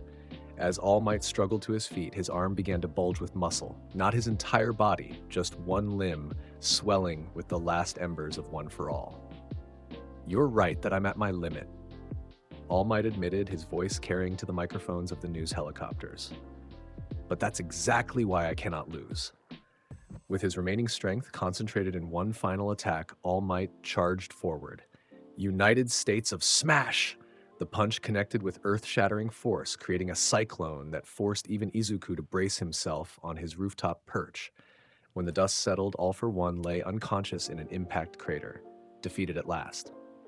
All Might stood victorious, his arm raised in triumph despite his skeletal form being revealed to the world. It's fine now, he declared to the cameras, to all of Japan. Why? Because I am here. The public and media erupted in cheers and tears, witnessing both the fall of a terrible villain and the vulnerability of their greatest hero. As police secured All for One and medical teams attended to the injured, All Might's gaze found Izuku on the rooftop. With great effort, the symbol of peace made his way to him. Young Midoriya, All Might said, blood trickling from his mouth. You rescued young Bakugo and Tokoyami. Yes, Izuku confirmed. The League's hideout was compromised. All for One created this diversion to allow their escape. All Might nodded warily. And now everyone knows the truth about me. He gestured to his emaciated form. The symbol of peace is just a man after all. Symbols are more than their physical manifestations, Izuku observed. Your victory, despite your limitations, may prove more inspiring than any achieved at full strength. A surprised laugh escaped All Might. That's unusually poetic coming from you, young Midoriya. Izuku didn't respond to that observation. Instead, he asked, what did All for One mean about an experiment from long ago? All Might's expression darkened. That villain has lived for over a century, stealing quirks and conducting terrible experiments. Whatever he was referring to, it can't be good. He recognized me, Izuku stated, from when I was a child. What? All Might's head snapped up. You've encountered All for One before? Izuku considered how much to reveal. Briefly, when I was 4 years old, in the forest where my quirk first manifested. All Might's eyes widened with understanding and alarm. Young Midoriya, is your quirk somehow connected to All for One's experiments? Before Izuku could answer, emergency personnel approached, insisting All Might receive medical attention. The conversation was left unfinished, but the question hung in the air between them. The aftermath of what became known as the Camino Incident reshaped Hero Society. All Might, his true form revealed to the world, announced his retirement from active duty. Crime rates immediately began to rise as villains, no longer fearing the symbol of peace, grew bolder. In a televised address, All Might formally passed the torch to a new generation of heroes with specific mention of the remarkable young heroes in training who had already shown exceptional courage in the face of villain attacks. UA implemented unprecedented security measures, converting the campus into a boarding school to protect its students. Class 1A found themselves living together in Heights Alliance, their new dormitory. For Izuku, this development was inconvenient, but manageable. His nature required no sleep, no rest, no recovery. merely the pretense of such to maintain his cover as a human with an extremely powerful quirk. The night before classes resumed, Aizawa gathered all of Class 1A in the common room of Heights Alliance. "Before we begin the term, there's something we need to address," he said, his perpetually tired eyes scanning the students. "The unauthorized rescue operation at Kamino." All eyes turned to Izuku, who stood impassive as always. "Midoriya acted against direct instructions," Aizawa continued. "Normally, such insubordination would result in expulsion." Murmurs rippled through the class. However, Aizawa held up a hand for silence. His actions directly led to the rescue of 2 classmates and provided crucial intelligence that enabled All Might's victory over All for One. Therefore, the school has decided on a different approach. He turned to Izuku. "You will serve as class representative for the remainder of the year. Perhaps bearing responsibility for others will help you understand the importance of working within established systems rather than acting unilaterally." Izuku nodded once, accepting the position without comment. The role was meaningless to him, a human designation that neither enhanced nor hindered his mission to protect. As Class 1A settled into their new living arrangements, something unexpected began to happen. Despite Izuku's emotional distance, his classmates gradually became more comfortable around him. Kirishima and Kaminari invited him to play video games. He declined. Ida consulted him on class representative duties. He performed them with mechanical efficiency. Uraraka continued her friendly overtures. He responded with formal politeness.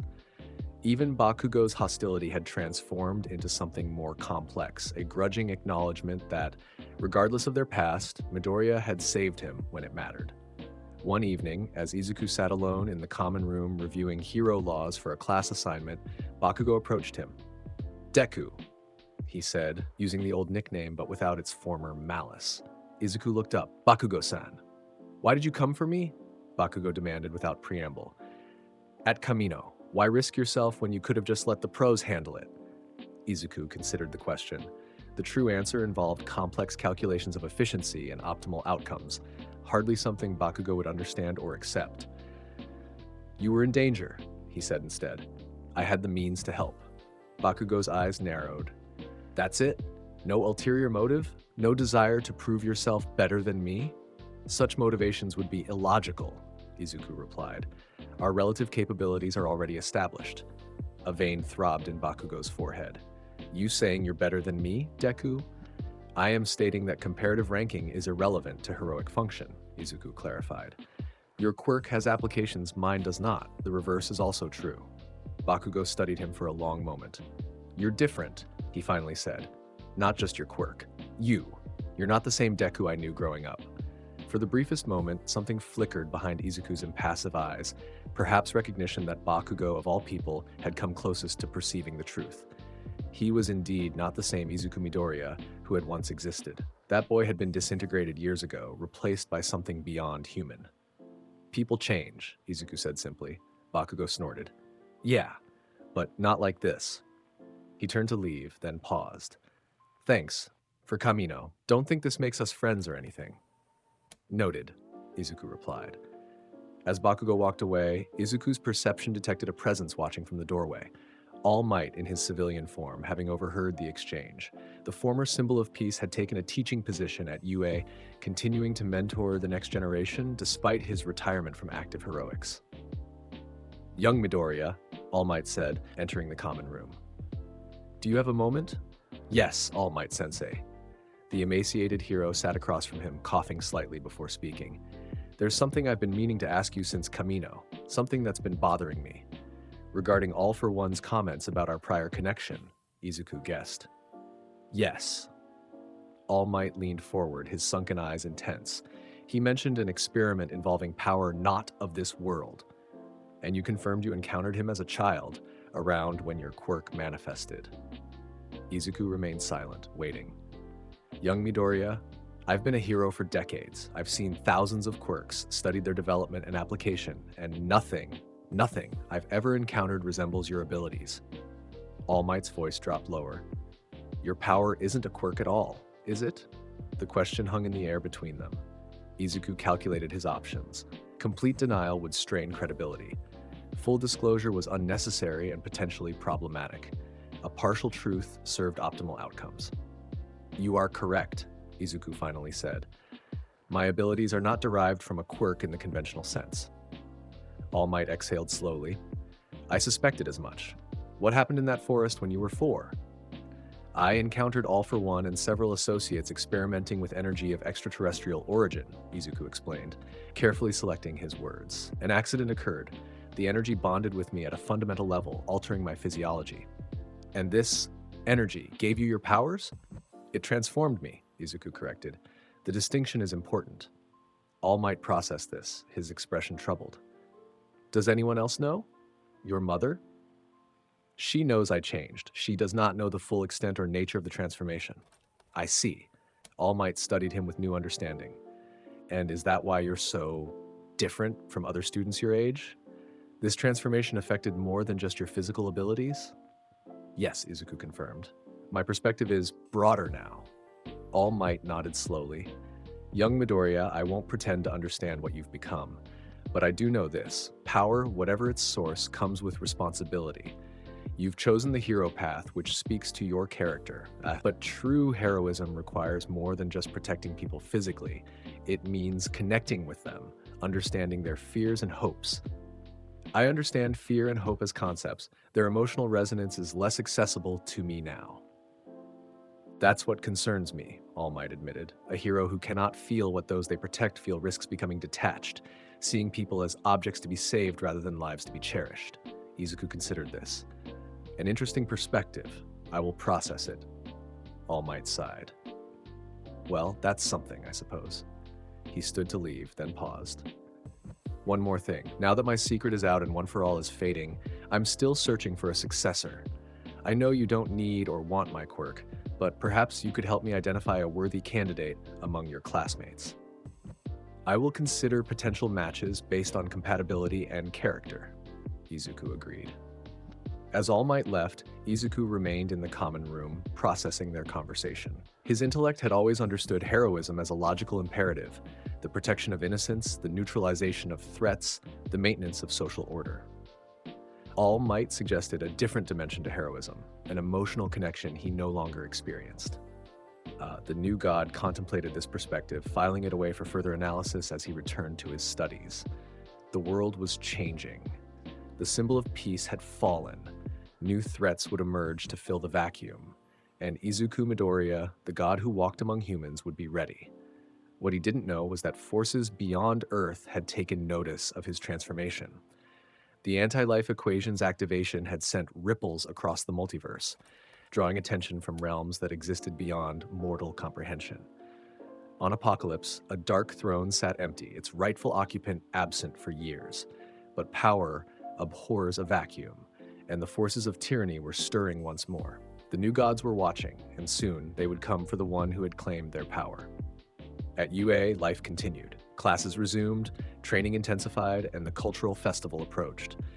But beneath this veneer of normalcy, tensions simmered. All for One, though imprisoned, had recognized the truth about Izuku's power.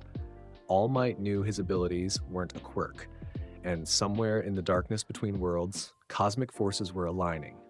The age of the symbol of peace had ended. The era of the new god was about to begin. The Provisional Hero License exam marked a turning point for UA's Hero Course students. With All Might's retirement reshaping Hero Society, obtaining licenses became more crucial than ever.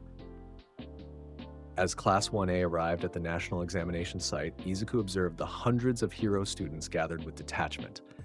"Midoriya-kun, are you nervous?" Uraraka asked, her perpetual optimism unchanged despite recent events. "No," Izuku replied simply. The concept of nervousness had long since become foreign to his consciousness. The exam proctor, Ms. Joke, explained the first phase. Out of the 1,000 participants, only the first 100 to incapacitate 2 opponents would advance. As other students strategized and formed alliances, Izuku stood apart, calculating the optimal approach with cosmic precision.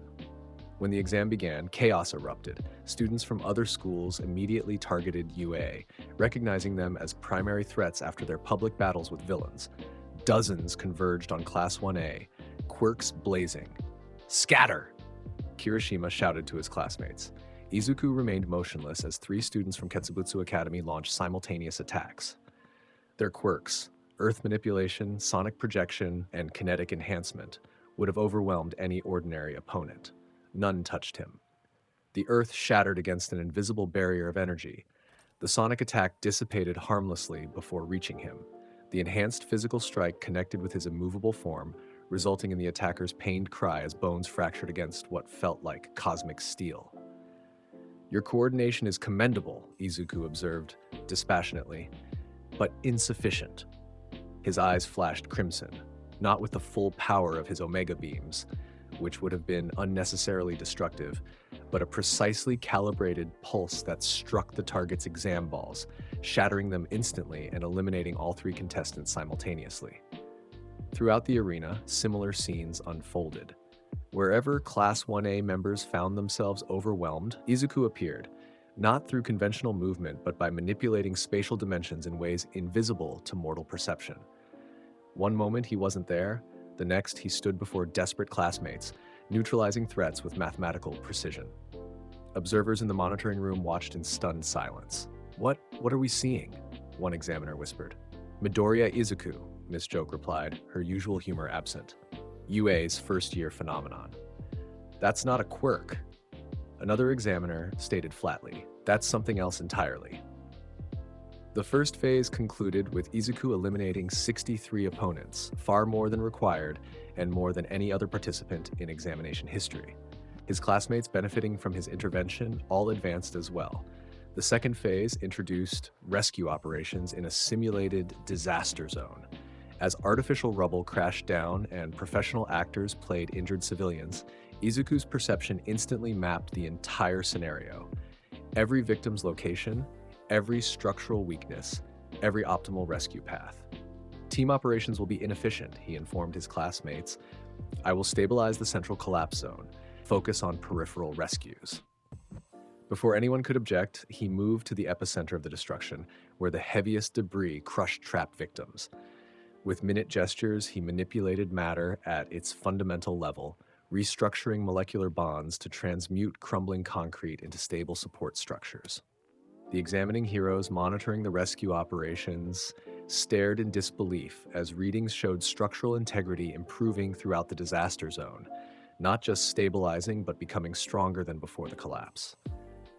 "He's not just moving the rubble," Gang Orca observed, his usual stoicism shaken. "He's changing its composition." Victims extracted themselves from suddenly spacious cavities that had been crushing death traps moments before. Medical teams found injuries healing through proximity to Izuku's aura, though he maintained his emotional distance throughout each rescue. When Gang Orca and his team attacked as the villain portion of the exam, Izuku intercepted them alone. The pro-hero launched his most powerful sonic attack, one that had incapacitated numerous villains throughout his career. Izuku stood unmoved, the sonic waves dissipating against his form. "Your simulation has merit," he stated to Gang Orca, "but its timing disrupts optimal rescue operations." His eyes flashed, and an Omega beam struck the ground beneath the villain team. Not to harm, merely to demonstrate absolute control by encasing their lower bodies in instantly transmuted crystal that immobilized them completely. "Threat neutralized," Izuku announced. "Rescue operations can continue unimpeded." Gang Orca, struggling against his crystalline restraints, stared at the first-year student with a mixture of shock and something approaching fear. "What are you?" he asked quietly. Izuku didn't answer, returning to rescue operations with methodical efficiency. When the results were announced, Izuku had not only passed but achieved the highest score in examination history, by such a margin that the proctors created an entirely new classification. Where most successful examinees received B or A ratings, with exceptional performers earning A+, Izuku's performance was classified as S rank, a designation created specifically to acknowledge abilities beyond conventional hero parameters. "This is unprecedented," the head examiner announced. "Midoriya Izuku has demonstrated capabilities that transcend our established evaluation metrics. The committee has therefore instituted a new classification to properly categorize such extraordinary potential."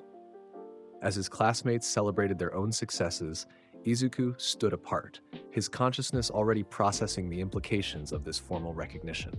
Society was beginning to acknowledge his difference, not just as an exceptional hero student, but as something that existed beyond their normal understanding. That evening, as Class 1A returned to Heights Alliance, All Might requested a private meeting with Izuku. Young Midoriya, the former symbol of peace, said, his emaciated form seeming frailer than ever, "I've reviewed the examination footage. What you demonstrated today goes beyond anything we've seen from you before."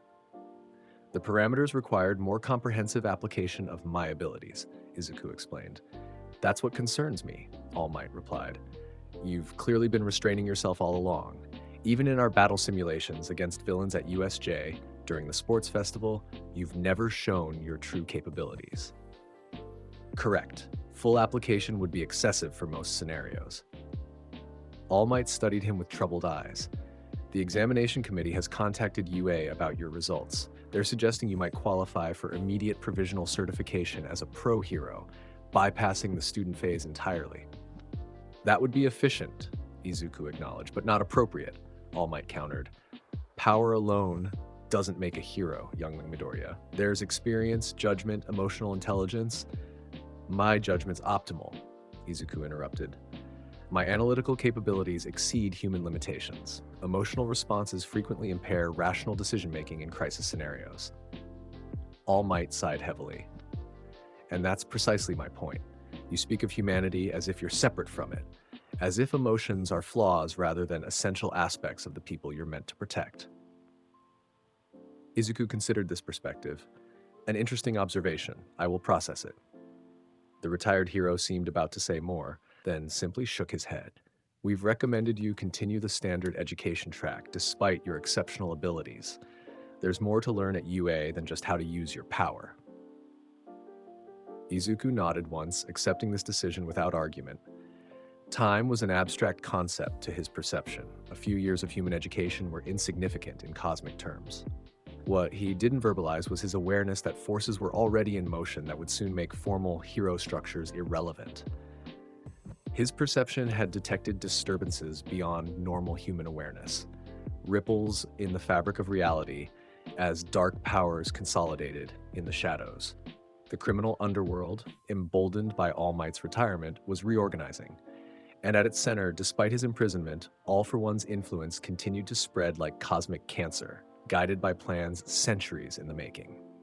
When Sir Night-Eye, All Might's former sidekick, requested work studies for select UA students, Izuku immediately perceived the confluence of destiny. The Foresight hero had identified a growing threat, the Yakuza organization Shiha Saikai and its leader Overhaul, who had developed technology to erase quirks permanently. Izuku agreed to join Mirio Togata in Sir Night-Eye's agency, recognizing this as a critical nexus point in the timeline of this reality. His perception had already glimpsed fragments of potential futures, most ending in tragedy without his intervention. Sir Night-Eye studied Izuku with barely concealed skepticism during their first meeting. "Midoriya Izuku, All Might speaks highly of your abilities, though he seems concerned about your approach to heroism." "All Might prioritizes symbolic valor," Izuku replied. "I prioritize efficient protection. Heroism is more than efficiency," the Foresight hero countered. "It's about inspiring hope, not just ensuring safety." "Hope is an emotional construct with limited practical application," Izuku stated. "Protection is an absolute imperative." Night-Eye's eyes narrowed behind his glasses. "That philosophy concerns me. Nevertheless, your capabilities may prove useful in our current investigation." As Night-Eye briefed them on Shiha Saikai, Izuku's perception extended beyond the agency walls, beyond conventional limitations of space and time.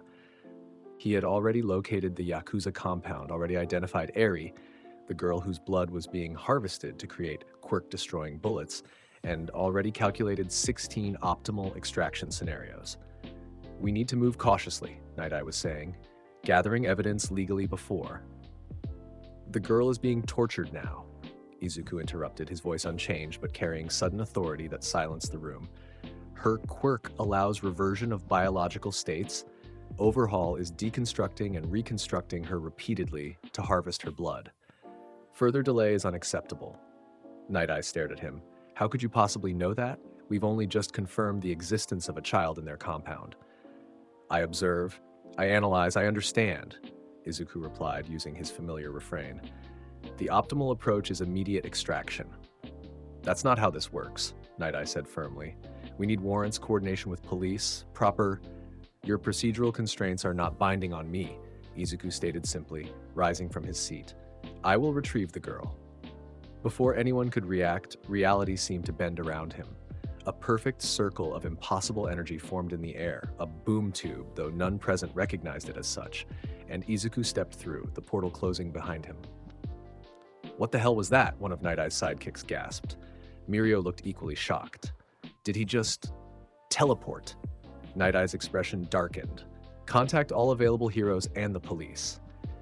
If Midoriya has truly gone to confront Overhaul alone, we need to move now. But Izuku hadn't gone to confront Overhaul, not yet. The boom tube had deposited him in a sterile white room deep beneath the Yakuza compound, where a small girl with a horn on her forehead sat huddled in the corner, her arms and legs covered in bandages. Eri looked up in terror as Izuku appeared, expecting another session of torment. Instead, she saw a green-haired boy regarding her with neutral eyes that somehow contained the depth of galaxies. Eri, Izuku said, his voice gentler than usual, though still carrying resonance. I have come to end your suffering. The girl trembled. You can't. Overhaul will hurt you. He hurts everyone. Overhaul cannot harm me, Izuku replied with absolute certainty. No power in this reality can. He knelt before her, maintaining a respectful distance. Your quirk allows you to rewind biological states. You fear it because you cannot control it. This is not your fault. Tears filled Eri's eyes. I'm cursed. I hurt people. No, you are not cursed, and the harm was not your doing. For the first time, something resembling emotion flickered in Izuku's cosmic gaze. Not warmth exactly, but recognition of an innocent suffering unjustly. I can help you. He extended his hand, palm up, offering rather than taking. Do you wish to be free of this pain?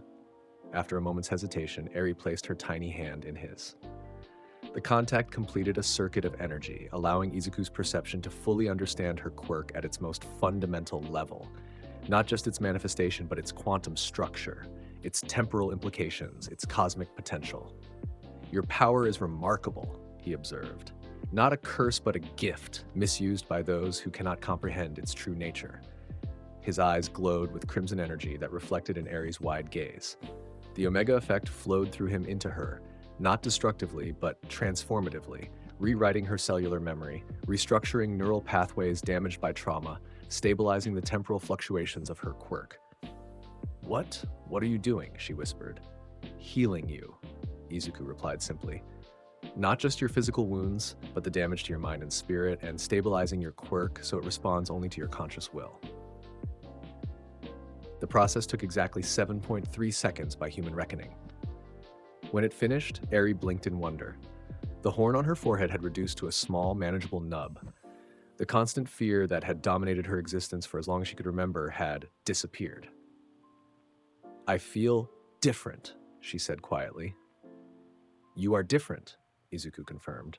Your trauma has been removed from your neural architecture. Your quirk has been stabilized to prevent accidental activation. Your body has been optimized for health and recovery. He stood, still holding her hand gently. Now we will deal with those who hurt you. Another boom tube opened beside them. Izuku guided Eri through, emerging not outside the compound but in its central meeting hall, where Overhaul and the 8 expendables had gathered to discuss their next phase of operations. What the? Overhaul began, leaping to his feet as the portal materialized. Kai Chisaki, Izuku stated, his voice now carrying the full weight of judgment. Your crimes against this child are unforgivable. Overhaul's eyes widened behind his plague mask, then narrowed in rage. How dare you bring her out? She's mine! She belongs to no one, Izuku replied. With gentle care, he positioned Eri behind him. You will not touch her again. The Yakuza leader pulled off his glove. You've contaminated everything. I'll have to cleanse it all. He slammed his hand against the floor, his overhaul quirk activating to deconstruct and reconstruct the entire room as a weapon. Walls, ceiling, and floor shattered into component particles, then reformed as deadly spikes hurtling toward Izuku and Eri from every direction. Izuku didn't move. A perfect sphere of energy enveloped him and Eri, disintegrating every projectile before it could come within a meter of them. Your quirk manipulates matter through molecular deconstruction and reconstruction. Izuku observed dispassionately, a primitive approximation of true matter manipulation. His eyes flashed, and an omega beam lanced out, not at Overhaul, but at the floor beneath him. The beam didn't destroy. Instead, it restructured reality itself, transforming solid matter into a perfect prison that encased the Yakuza leader up to his neck. "What is this?" Overhaul snarled, struggling against restraints that responded to his quirk by growing stronger, adapting to counter his every attempt at deconstruction. "The end of your criminal enterprise," Izuku stated. The 8 expendables finally overcame their shock and attacked simultaneously, Tengai creating barriers, Rappa launching machine gun punches, Shin manifesting cuts through his confession quirk, the others deploying their unique abilities in desperate coordination. Izuku's eyes flashed once more. This time, the Omega effect expanded outward in a controlled wave that neutralized all opposing quirks simultaneously, not damaging the Yakuza members physically, but rendering their abilities temporarily inert through precise neural disruption. As the villains collapsed, conscious but powerless, boom tubes opened beneath each one, depositing them directly into police custody at various precincts throughout the city, along with comprehensive evidence of their crimes extracted directly from their own memories and converted to admissible documentation. Only Overhaul remained, still encased in his unbreakable prison. "You think this changes anything?" The Yakuza leader spat. "The quirk-destroying bullets are already in circulation. My work will continue." "No," Izuku replied simply. "It will not." His perception had already located every sample of the quirk-destroying compound, every research note, every production facility. With a thought, he transmitted that information to hero agencies worldwide while simultaneously altering the molecular structure of the bullets themselves, rendering them harmless but detectable, allowing authorities to track distribution networks. "What are you?" Overhaul whispered, true fear finally breaking through his arrogance. Izuku looked down at him with cosmic detachment. "I am what I need to be." He turned away, kneeling before Eri, who had watched everything with wide eyes. "You are safe now. Would you like to leave this place?" She nodded silently, taking his hand again. As a final boom tube opened to transport them away, Izuku glanced back at Overhaul. His eyes flashed once more, and the Yakuza leader screamed as knowledge poured into his mind. Understanding of exactly what he had done, empathic comprehension of every moment of pain he had inflicted on Eri, every fragment of terror she had experienced because of him. "That understanding is your true punishment," Izuku stated. "The authorities will handle the rest."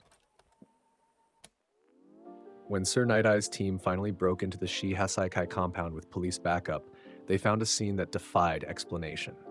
The entire criminal organization had vanished, with only Overhaul himself remaining, imprisoned in an unidentifiable substance, weeping uncontrollably, repeating, "I understand now," over and over. And in Sir Night-Eye's agency, a boom tube opened, depositing Izuku and Eri in the conference room where Mirio waited anxiously. "Midoriya," the third-year student exclaimed. "What happened? How did you?" "The situation has been resolved," Izuku stated calmly. "Eri has been rescued. The Shi Hasaikai have been delivered to police custody at 17 different precincts to prevent coordinated resistance. All quirk-destroying bullets have been neutralized. Comprehensive evidence has been provided to ensure prosecution." Mirio stared at him, then at the calm, untraumatized girl holding his hand. How is that possible? You've only been gone for 12 minutes. "Time is relative," Izuku replied simply.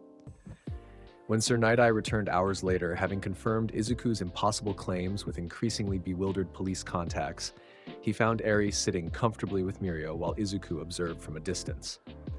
"The authorities are calling it the most comprehensive takedown of an organized crime syndicate in history," Night-Eye said, studying Izuku with unreadable eyes. "Every member captured simultaneously. Perfect evidence packages delivered with each suspect. And the girl." He looked at Eri, who showed none of the trauma they had expected. Their medical team had evaluated her and found no active injuries, no signs of psychological distress, and perfect control over her previously unstable quirk. "What did you do to her?" Night-Eye asked quietly. "I removed her trauma and stabilized her quirk," Izuku replied, as if this were a simple, ordinary action. "That's not possible," Night-Eye insisted. "Psychological trauma doesn't just disappear. Quirks don't suddenly stabilize." For you, perhaps, Izuku acknowledged. My capabilities differ from yours. The foresight hero activated his quirk, attempting to see Izuku's future, and staggered backward, his face paling. I can't see you.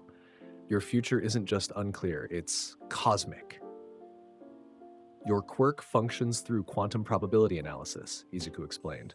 It cannot accurately process entities that exist partially outside conventional causality. Night Eye removed his glasses, rubbing his eyes as if trying to erase what he'd glimpsed. When I touched you just now, I saw everything, all possibilities, too many to comprehend.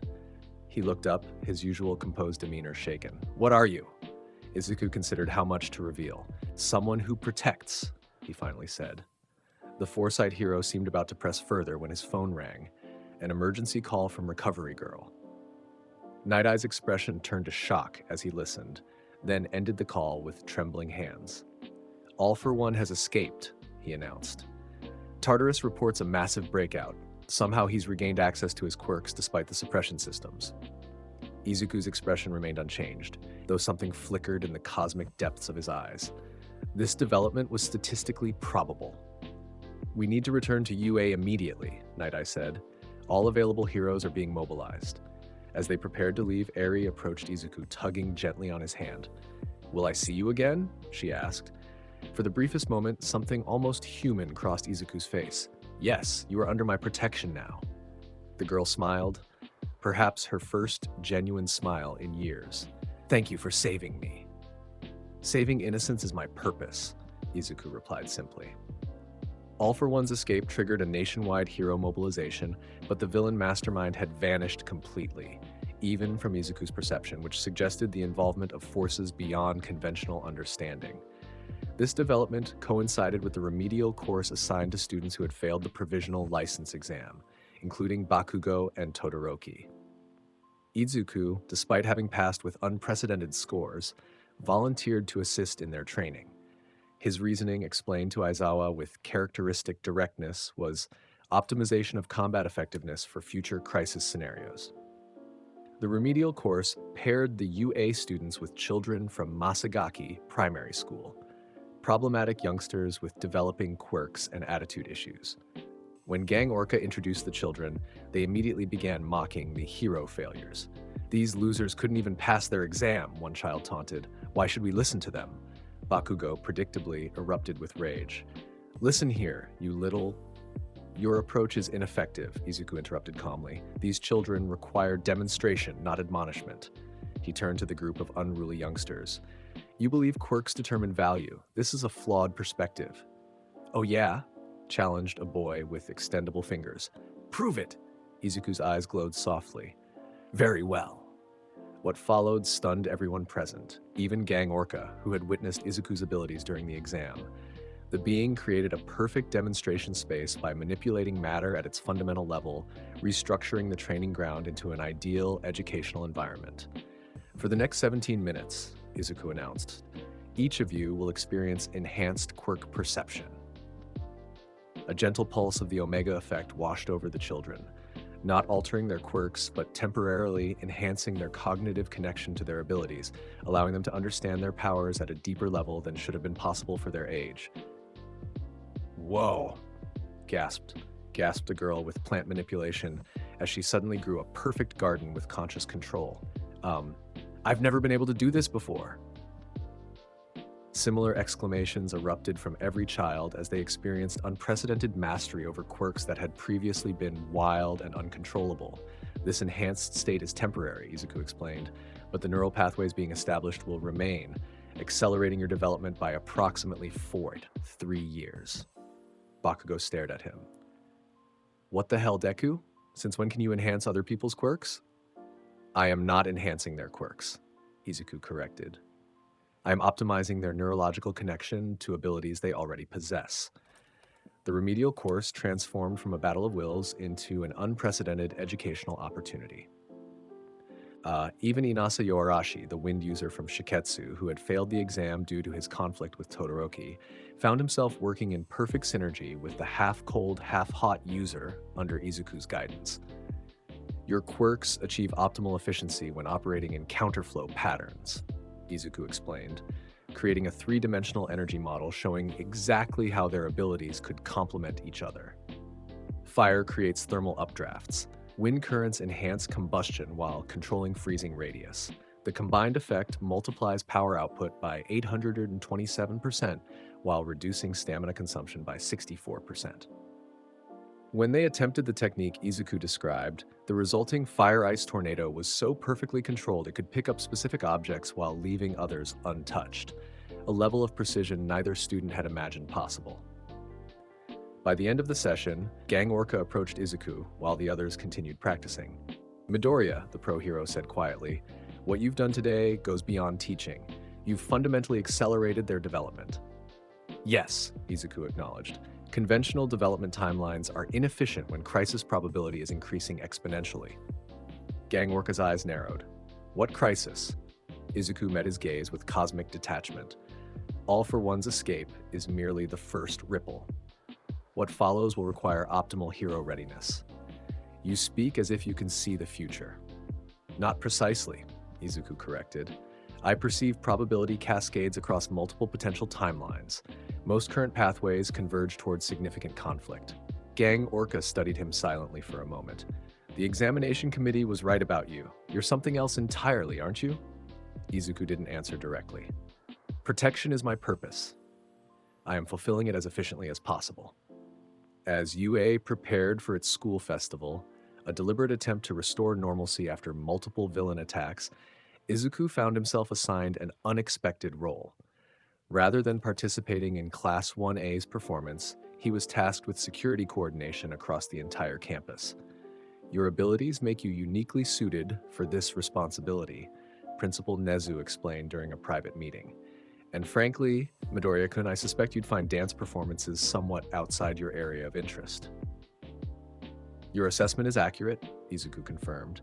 "Optimal resource allocation would place me in a security capacity."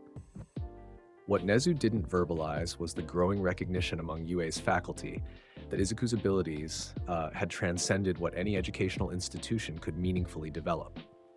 His training had become largely ceremonial, a way to keep him integrated with his peers while acknowledging his fundamental difference. As the festival approached, Izuku's perception detected an anomaly: two individuals planning to infiltrate the event. Not villains in the conventional sense, but a live streamer called La Brava and her partner, Gentle Criminal, whose quirk allowed him to elasticize anything he touched. Rather than reporting this intelligence, Izuku calculated that direct intervention would be more efficient. He located their hidden base through methods beyond conventional tracking and appeared before them 3 days before the festival. La Brava screamed in shock as a boom tube opened in their apartment, while Gentle Criminal leapt to his feet with surprising agility for his apparent age. "Who are you? How did you find us?" the self-styled gentleman thief demanded. "Midoriya Izuku, UA student." Izuku replied calmly, "I have come to prevent your planned infiltration of our school festival." Gentle's eyes widened momentarily before he composed himself. "I haven't the faintest idea what you're talking about, young man. Greg, now if you'll excuse the intrusion." "Danjiro Tobita, former hero student," Izuku interrupted. "Failed entrance exams 3 times. Expelled from a private hero academy in your 4th attempt. Currently operating as Gentle Criminal to attract online viewership. Planning to infiltrate UA as your greatest stunt to increase subscriber count." The color drained from Gentle's face. "How could you possibly know all that?" "I observe, I analyze, I understand," Izuku replied. "Your plan will fail. It will result in your incarceration and cause distress to a young girl who has already suffered significantly." "What girl?" La Brava asked, finding her voice. "Eri, a child rescued from trauma who will be attending the festival as part of her rehabilitation. Your disruption would damage her psychological recovery." Something shifted in Gentle's expression, a flicker of genuine concern beneath his affected persona. "I had no intention of harming anyone, merely making a spectacular entrance." "Intent and outcome frequently diverge," Izuku observed. "However, I am not here to threaten or apprehend you." This clearly surprised both criminals. "You're not?" Gentle asked cautiously. "No, your motivations, while misguided, are not malicious. Therefore, I offer an alternative." Izuku's eyes glowed softly. "I can provide you with the recognition you seek through legitimate means." Before either could respond, a gentle pulse of the Omega effect washed over them. Not to harm, but to restructure the neural pathways that had developed through years of rejection and failure, healing psychological wounds that had driven Gentle to increasingly desperate acts. Labrava gasped, tears suddenly streaming down her face. What? What did you do to us? I feel different. I have removed the neurological damage caused by repeated rejection and failure, Izuku explained. Your obsessive behaviors and self-destructive tendencies have been neutralized. Your fundamental personality structures remain intact, but the psychological wounds driving your criminal behavior have been healed. Gentle Criminal sat heavily on his couch, trembling slightly. My mind feels clearer, as if a fog has lifted. Yes, you can now perceive alternative paths to the recognition you desire, Izuku confirmed. Additionally, I have arranged an opportunity. He handed them a business card for a legitimate streaming service that had been seeking content creators focused on quirk education and entertainment. They will contact you tomorrow regarding a position demonstrating elasticity quirk applications for educational purposes, Izuku stated. Your subscriber base will increase by approximately 3,800% within 6 months. Labrava's hacking skills will be channeled into cybersecurity consultation with appropriate licensing. The pair stared at him in disbelief. Why would you help us? Labrava finally asked. Rehabilitation is more efficient than incarceration, Izuku replied. And your quirks have constructive applications that benefit society more than your imprisonment would. As he opened another boom tube to depart, Gentle called after him. Wait, what are you? No ordinary student could do what you just did. Izuku paused at the threshold of the dimensional portal. I am what I need to be, he answered before stepping through and vanishing. The UA festival proceeded without incident. Izuku maintained comprehensive security through methods beyond conventional understanding, not merely monitoring physical space, but establishing subtle quantum entanglements across the entire campus that would alert him to any malicious intent or dangerous quirk activation. Eri attended as planned, experiencing joy that would have seemed impossible during her captivity. When she spotted Izuku monitoring from a distance, she approached him with a smile that contained no trace of her former terror. Midoriya-san, she called, surprisingly comfortable with the being who had rescued her. Are you enjoying the festival? I am ensuring its safety, Izuku replied, his tone slightly gentler than usual, though still carrying cosmic resonance. Everything is wonderful, she said, eyes bright with wonder. I've never seen anything like it. Something flickered in Izuku's perception, not a threat, but a recognition that this child represented something important. His intervention had not merely saved her from physical harm, but had transformed her potential timeline completely, branching out into possibilities that would affect countless others. I am pleased that you are experiencing positive emotions, he said, the words carrying an almost experimental quality, as if testing unfamiliar concepts. Eri looked up at him with innocent perception that somehow pierced his detachment. You're different from other people, aren't you? Like me. The observation carried surprising insight. Yes, Izuku acknowledged, though in different ways. Will you watch the dance with me? She asked hopefully. Izuku calculated rapidly. Security systems were functioning optimally. No threats detected within a 17-kilometer radius. Class 1A's performance would begin in exactly 3 minutes. Yes, he finally replied. That would be acceptable. As they watched his classmates perform, Ashido leading with remarkable choreography, Todoroki creating precise ice and fire effects, Jiro's music driving the rhythm, Izuku experienced something unusual. Not emotion as humans understood it, but a subtle shift in his cosmic perception, an acknowledgement that human expression, while seemingly trivial against the backdrop of universal forces, contained patterns of significance. The dancing, the music, the coordination, all represented emergent order from apparent chaos, paralleling cosmic principles that governed reality itself.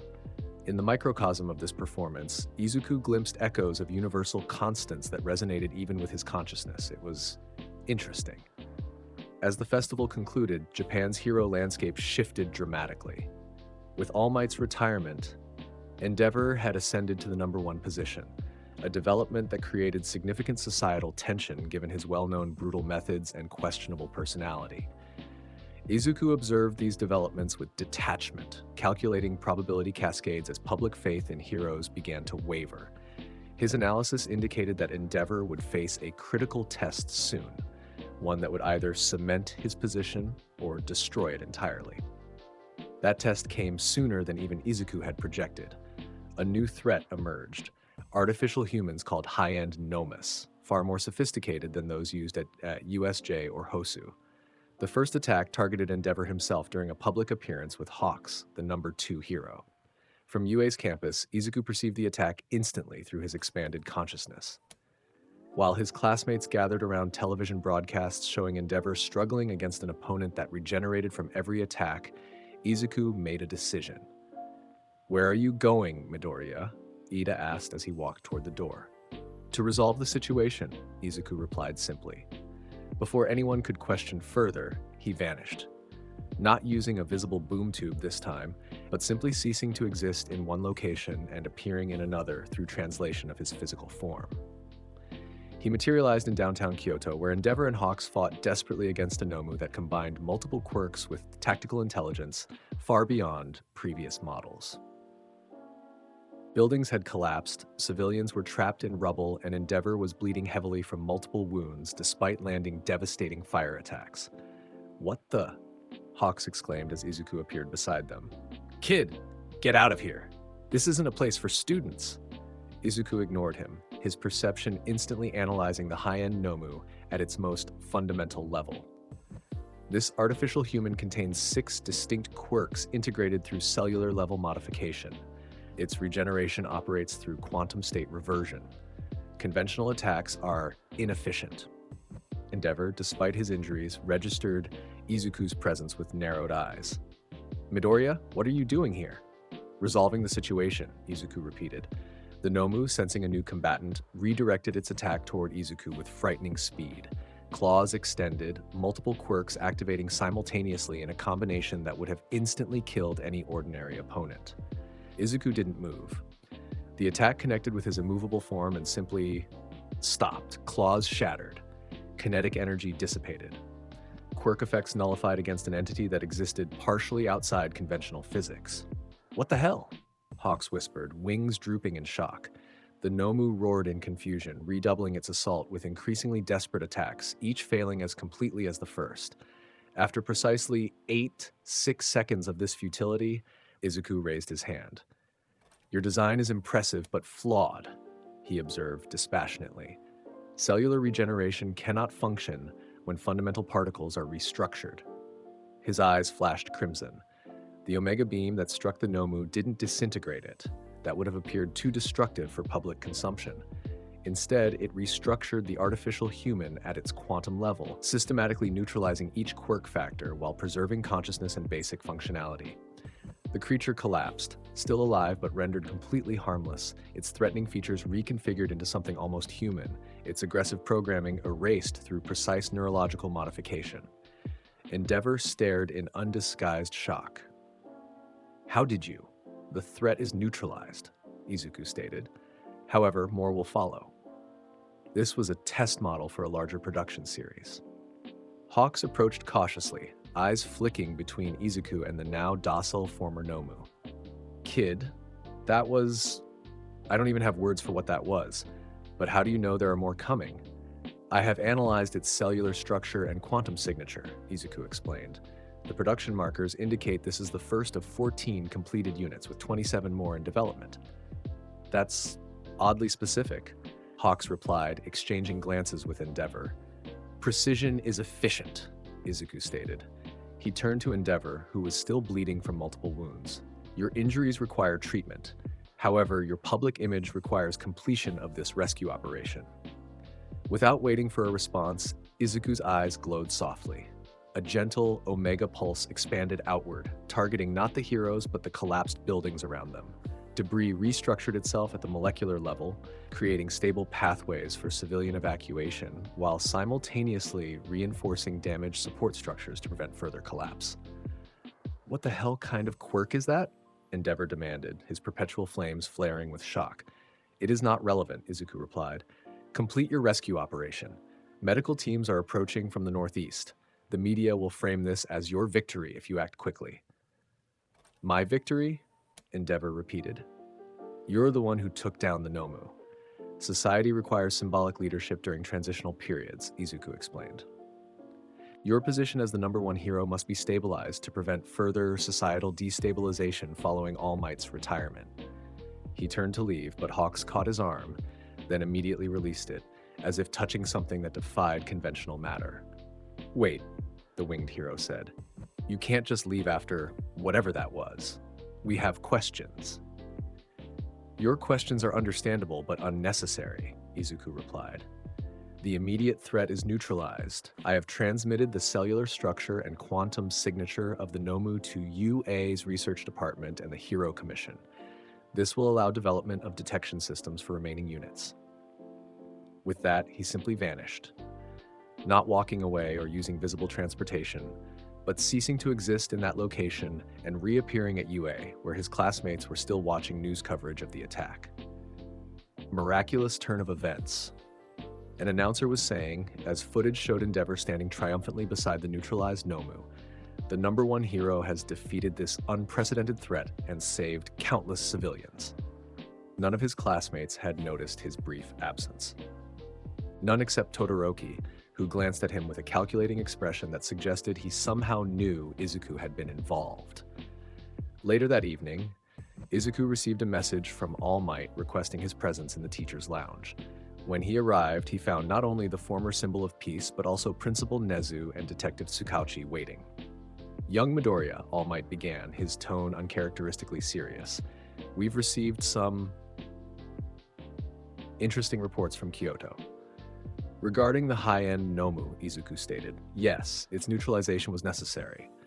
Hawks provided a detailed account of your intervention, Tsukauchi said carefully. He described abilities that go well beyond anything in your quirk registration.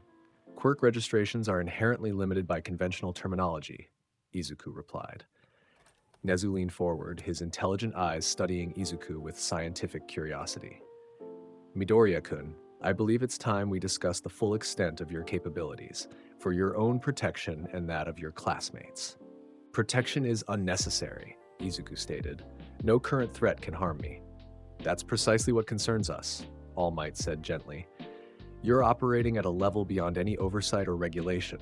Even as your teachers, we barely understand what you're capable of. Understanding is not required for optimal outcomes, Izuku explained. My purpose is protection. I am fulfilling that purpose. Tsukauchi's eyes narrowed slightly. My quirk tells me you're being truthful, but deliberately incomplete. Correct, Izuku acknowledged.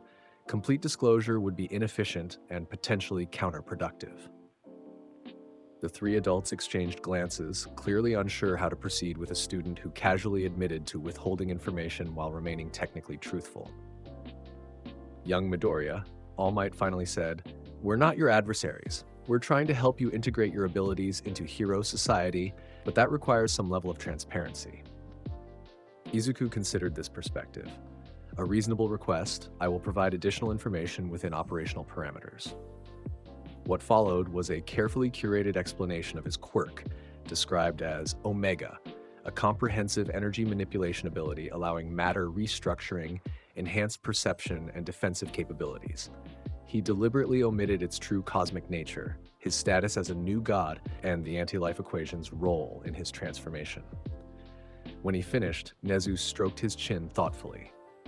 Even this limited explanation describes abilities beyond any quirk in recorded history. The Hero Commission will undoubtedly take interest.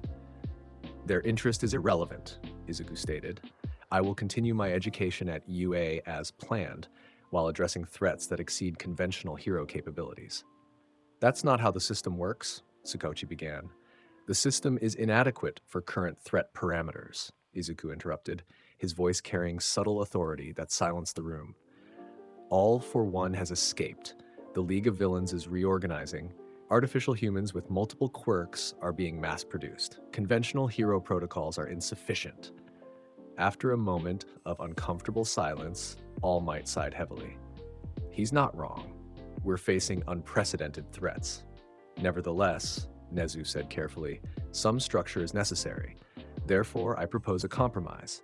Midoriya-kun will continue his education while serving as a special consultant for high-level threats, operating with provisional authorization under joint UA and Hero Commission oversight. Izuku calculated probable outcomes from this arrangement.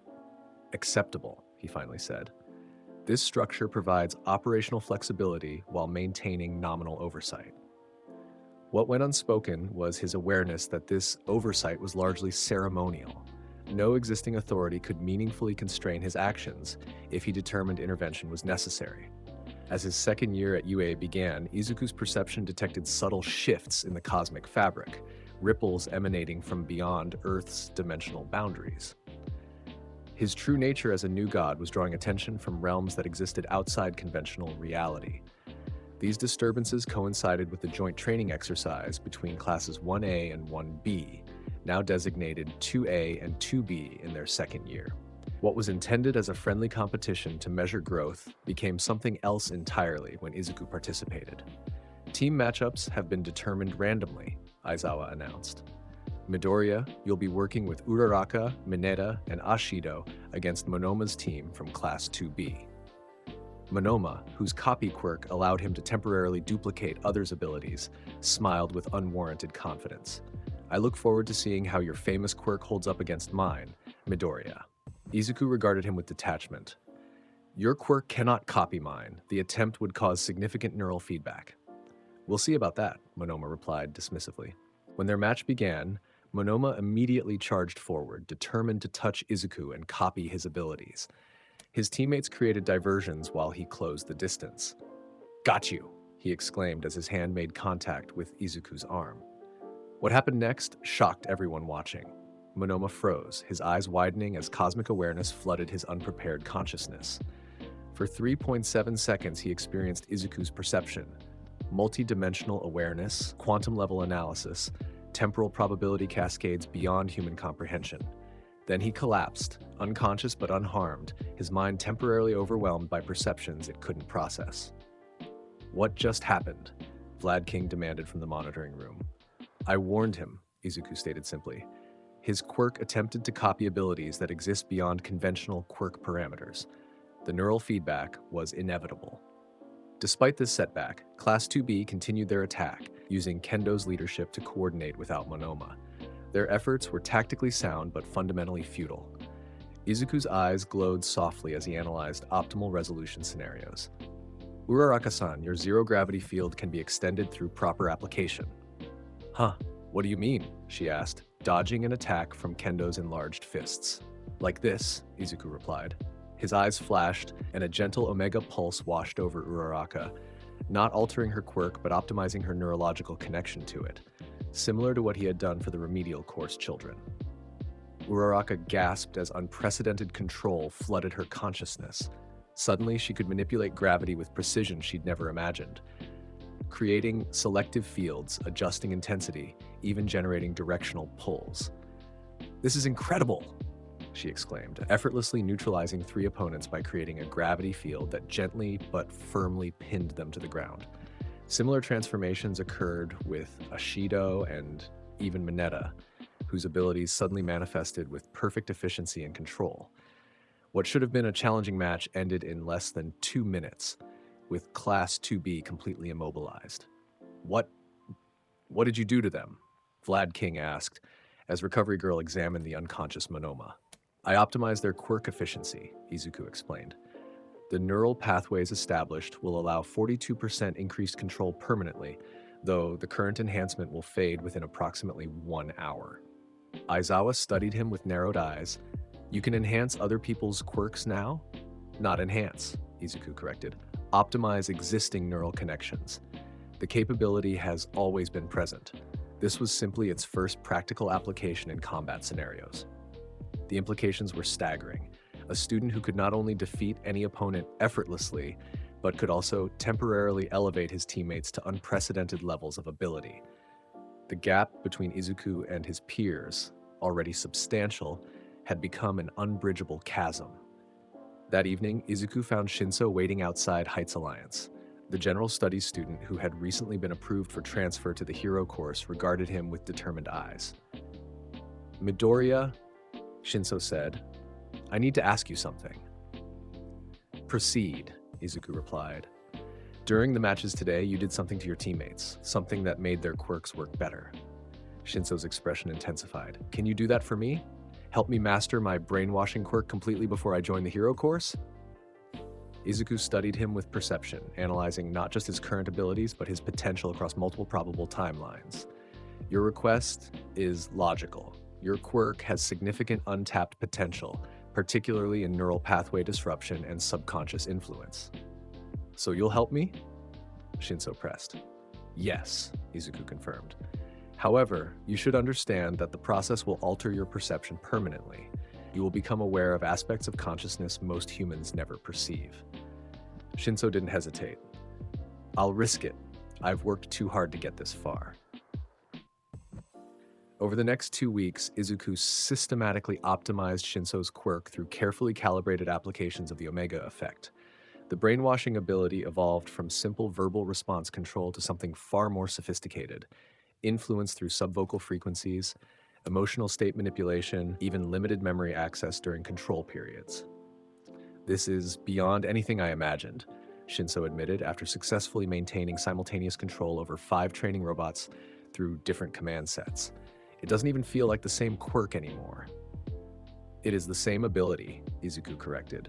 You are simply utilizing its full potential rather than the limited expression you previously accessed. What Izuku didn't explain was that he had perceived something unusual in Shinso's quirk, subtle resonances with the anti-life equation's mind control aspects, suggesting that somewhere in evolutionary history, his family line had encountered cosmic forces beyond Earth's dimensional boundaries.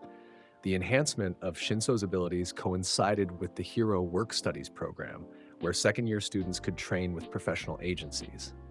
Izuku received invitations from virtually every top hero, including Endeavor, Hawks, Edgeshot, and even international agencies who had witnessed his abilities through footage of the Hien Nomu incident. To everyone's surprise, he declined all offers, instead registering as an independent operator under the special authorization Nezu had arranged with the Hero Commission. This status allowed him to address threats directly without agency supervision, a freedom no other student possessed. His first independent operation targeted remnants of the Meta Liberation Army, a radical organization advocating unrestricted quirk use that had recently merged with the League of Villains under Shigaraki's leadership. Izuku's perception had identified their hidden manufacturing facilities producing Quirk Awakening, drugs designed to push abilities beyond natural limitations. He arrived without warning or backup, a boom tube depositing him directly in their most secure research laboratory. Scientists and guards stared in shock as reality bent to admit a green-haired young man in a simple hero costume. This facility is producing compounds that destabilize quirk factors, Izuku stated calmly. This operation ends now. It's just one kid, a guard shouted, activating a strength enhancement quirk. Get him! What followed wasn't a battle, but a demonstration. Every attack simply ceased upon reaching Izuku's form. Quirks nullifying, weapons disintegrating, even sound waves dissipating before they could complete their oscillations. Rather than injuring the facility personnel, Izuku simply raised his hand. A gentle Omega pulse expanded outward, restructuring neurological pathways in everyone present, not controlling their minds, but healing the psychological damage that had driven them to extremist ideology. Your research has valid applications for medical quirk therapy, he informed the chief scientist, who stood trembling before him. I have adjusted your molecular formulas to eliminate the destabilizing factors while enhancing the therapeutic potential. The revised compounds will treat quirk-related diseases without dangerous side effects. Within 17 minutes, the entire operation had been converted from criminal manufacturing to legitimate pharmaceutical research with comprehensive documentation prepared for regulatory approval. The personnel, their extremist ideologies neutralized through precise neurological restructuring, would continue their work within legal parameters, more efficiently serving society than they would in prison. As Izuku prepared to depart, the chief scientist called after him, "Wait, what are you? How did you do this?" Izuku paused at the threshold of his boom tube. "I am what I need to be," he replied, before stepping through and vanishing. These independent operations continued throughout his second year, addressing threats beyond conventional hero capabilities, while his classmates focused on traditional training. The pattern created an increasing separation between Izuku and his peers, not through any deliberate distancing on his part, but through the natural divergence between and mortal developmental paths. Even his relationship with his mother was evolving. Izuku Midoriya, who had supported her son unconditionally since his transformation, began to recognize that the being who returned to their home each evening existed beyond conventional human understanding. "Izuku," she said one night as they sat at dinner, he consuming food not from necessity but from habit and respect for her preparations. "You're changing again, aren't you? Becoming more." Izuku considered how to respond. Of all his human connections, only his mother evoked something resembling emotional resonance in his consciousness. "Yes," he finally acknowledged. "My perception continues to expand." Inko nodded slowly, a mixture of pride and sadness in her eyes. "You know, when your quirk first manifested, or whatever happened in that forest, I was just happy you had power after being quirkless for so long. I never imagined it would take you so far beyond everything." "Does this concern you?" Izuku asked, genuinely interested in her perspective in a way he rarely was with others. "No," she said, reaching across the table to take his hand. "I'm proud of you.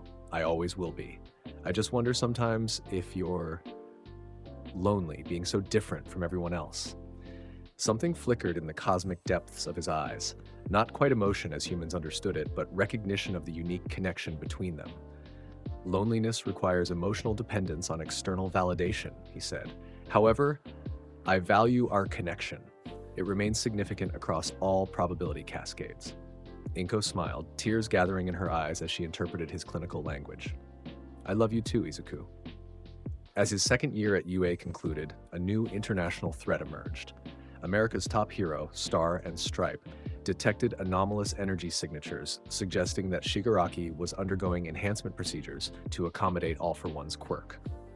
She requested permission to intervene on Japanese soil, a controversial diplomatic move that created tension between hero organizations worldwide. Izuku's perception confirmed her suspicions. Shigaraki was indeed evolving into something beyond conventional quirk parameters, a vessel being prepared for All for One's consciousness and accumulated abilities. When Star and Stripe arrived in Japanese airspace aboard her tactical aircraft, Izuku appeared on the flight deck through translation, startling her crew. "Kathleen Bate," he addressed her, using her civilian name rather than her hero identity. "Your intervention is justified but tactically flawed. Shigaraki is currently in a transitional state that makes him vulnerable to specific frequencies of energy disruption. Conventional attacks will accelerate his adaptation rather than neutralizing him." The American hero stared at the young man who had appeared without warning on her secured aircraft. "Who authorized you to be here? This is a restricted operation." "Authorization is irrelevant to optimal outcomes," Izuku stated. "I possess information critical to your mission's success." Star and Stripe's quirk, New Order, allowed her to impose rules on anything she touched, while saying its name. It was among the most powerful abilities in the world, a reality-warping power that functioned through localized law imposition. "You're that Japanese student," she realized, recognition dawning. "The one who neutralized the high-end Nomu, Midoriya."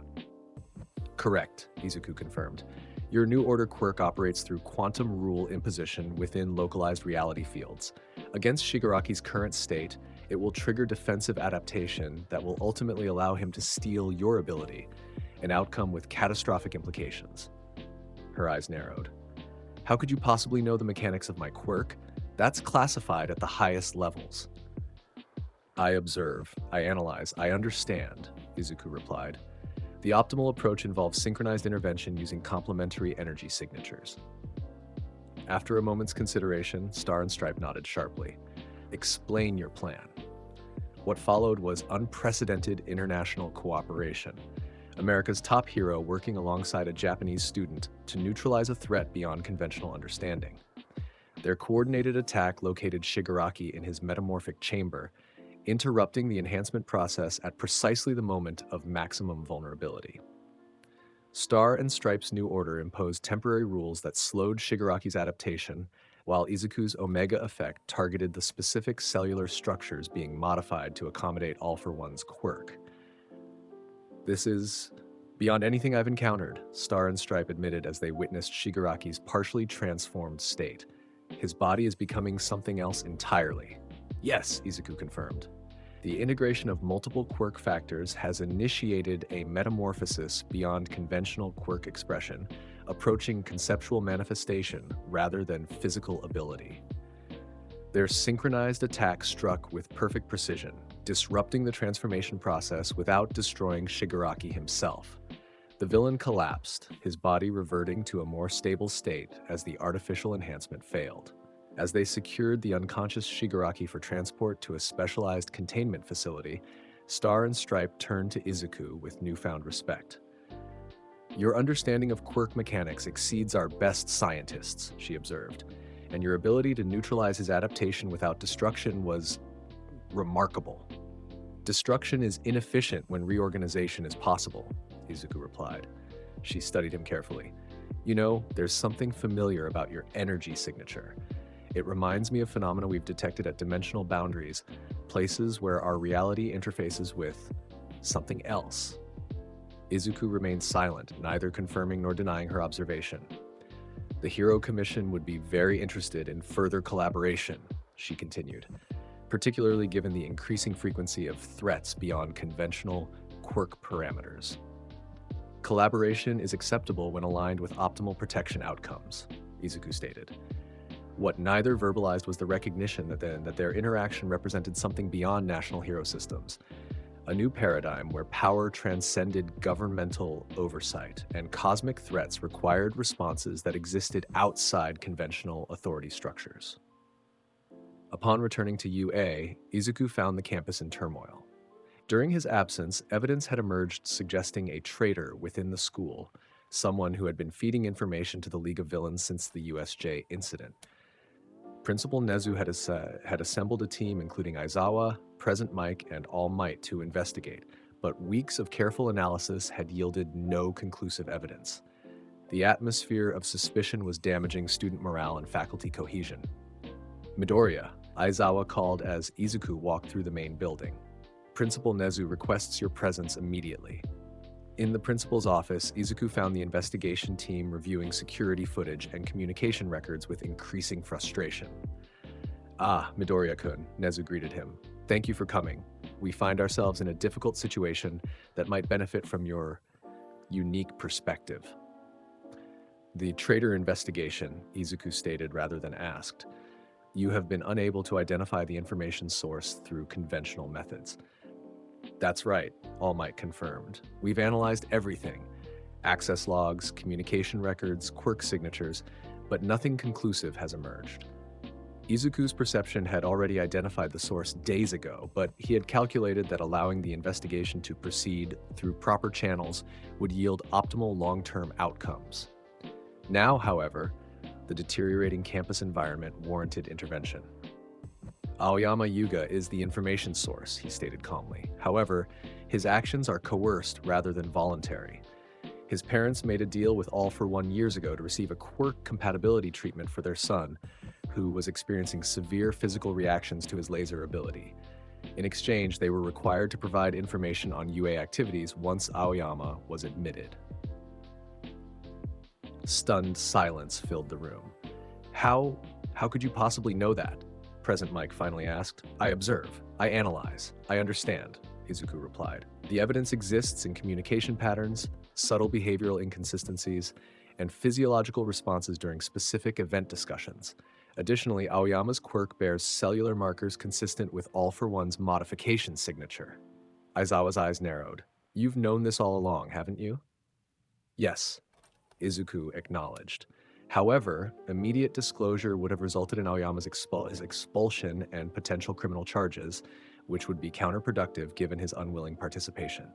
The optimal approach involves controlled confrontation with rehabilitation opportunities. The teachers exchanged troubled glances.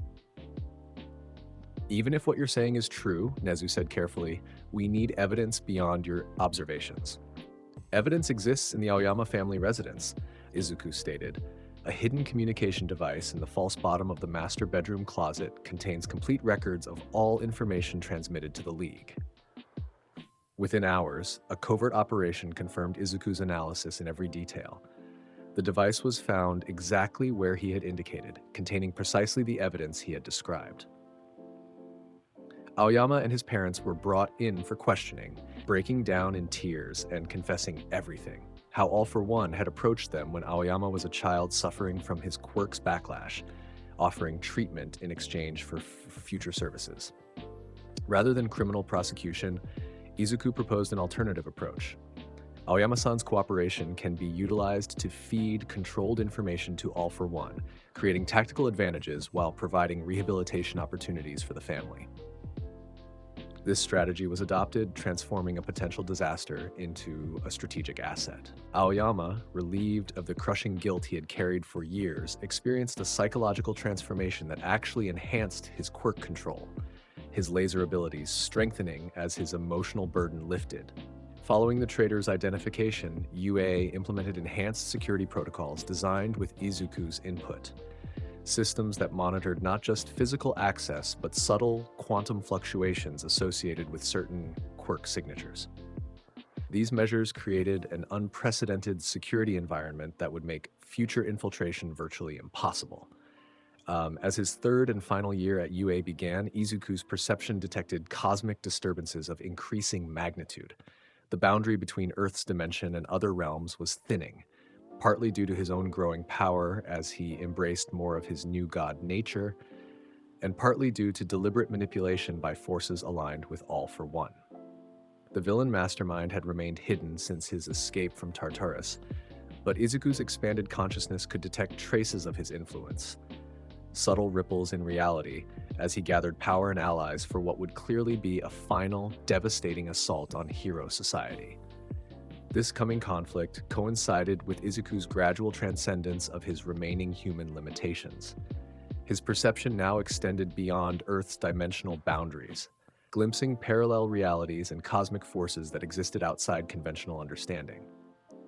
His control over the Omega effect had evolved from precise energy manipulation to fundamental reality alteration. Most significantly, his connection to the anti-life equation, the cosmic formula that had transformed him, was strengthening, not in its destructive, dominating aspect, but in its fundamental nature as a universal ordering principle. Where the equation had traditionally been used to subjugate free will, Izuku's unique integration had transformed it into something else, a means of imposing harmony without tyranny, order without domination. These changes did not go unnoticed by those closest to him. His classmates, now in their final year of hero training, had grown accustomed to his differences, but increasingly regarded him with a mixture of awe and subtle unease, recognizing that whatever path he was on had diverged completely from their own. "Midoriya-kun," Uraraka said one evening in the Heights Alliance common room, "Are you okay? You seem more distant lately." "I am functioning optimally," Izuku replied. "My perception is simply expanding beyond conventional parameters." "That's exactly what I mean," she persisted. "You talk about yourself like you're something else entirely." Izuku considered how to respond. That observation is not inaccurate. The designation Midoriya Izuku remains valid, but the consciousness it represents has evolved beyond its original configuration. From across the room, Bakugo snorted. "Just say you're turning into some kind of god and be done with it, Deku. We've all figured it out by now." The blunt assessment created uncomfortable silence. No one had quite articulated it so directly before, though many had thought it. "The term God has multiple definitions across cultural contexts," Izuku replied after a moment. "Some aspects may apply to my current state, others do not." "See?" Bakugo gestured expansively. He didn't even deny it. Todoroki, who had been quietly observing, finally spoke. "Does it matter what we call it? Midoriya has saved all of us multiple times. He's protected people when no one else could. Whatever he's becoming, his core purpose hasn't changed." The observation was surprisingly insightful, earning thoughtful nods from several classmates. Izuku acknowledged it with a slight inclination of his head, perhaps the closest thing to approval he typically expressed. The conversation might have continued, but alarms suddenly blared throughout campus. the maximum security alert indicating an imminent attack of unprecedented scale. Moments later, Aizawa burst into the common room. "Emergency protocols initiated," he announced tersely. "All students report to shelter areas immediately. This is not a drill." "What's happening?" Ida asked, already organizing his classmates with practiced efficiency. "Multiple attacks across the country." Aizawa replied grimly. "High-end nomis, league members, and unknown entities with power signatures beyond our classification system. It appears to be the coordinated assault we've been preparing for." All eyes turned to Izuku, who stood motionless, his perception already mapping the attack pattern across not just Japan but globally, a simultaneous strike against hero society worldwide. "This is All for One's endgame," he stated. "The culmination of centuries of planning. Conventional hero response will be insufficient, which is why students are being evacuated to shelter areas," Aizawa emphasized. "Even third years with provisional licenses. This threat exceeds—" "I will address it," Izuku interrupted, his voice carrying subtle authority that silenced even Aizawa. "The optimal response requires capabilities beyond conventional hero parameters." Before anyone could object, reality bent around him as a boom tube formed, larger and more stable than any he had previously manifested, crackling with cosmic energy that reflected the evolution of his power. "Deku, wait," Uraraka called. "You can't face this alone." Izuku paused at the threshold of the dimensional portal, something almost human flickering in his cosmic gaze. "This is what I was made for," he replied simply, before stepping through. The boom tube deposited him at the epicenter of the conflict, Kamino Ward, where All Might had fought All for One years earlier. The symmetry was deliberate, a message from the villain mastermind about the cyclical nature of their conflict. The scene was apocalyptic. Dozens of high-end nomis rampaged through shattered streets. Shigaraki, partially recovered from his interrupted transformation, disintegrated buildings with casual gestures. Other League members coordinated attacks against the few pro-heroes brave enough to engage such overwhelming force. And at the center, floating above the destruction with calm certainty, was All for One himself. No longer wearing his life support mask, his body regenerated through methods beyond conventional medicine. He had reclaimed not just his freedom, but his full power, enhanced through years of careful planning. "Ah, the child arrives," All for One called, his voice carrying easily despite the chaos. "I wondered if you would come yourself or hide behind the hero system you've reluctantly participated in." Izuku assessed the situation with cosmic calculation. All for One had clearly evolved beyond his previous limitations, incorporating quirks that allowed dimensional manipulation similar to, though cruder than, Izuku's own abilities.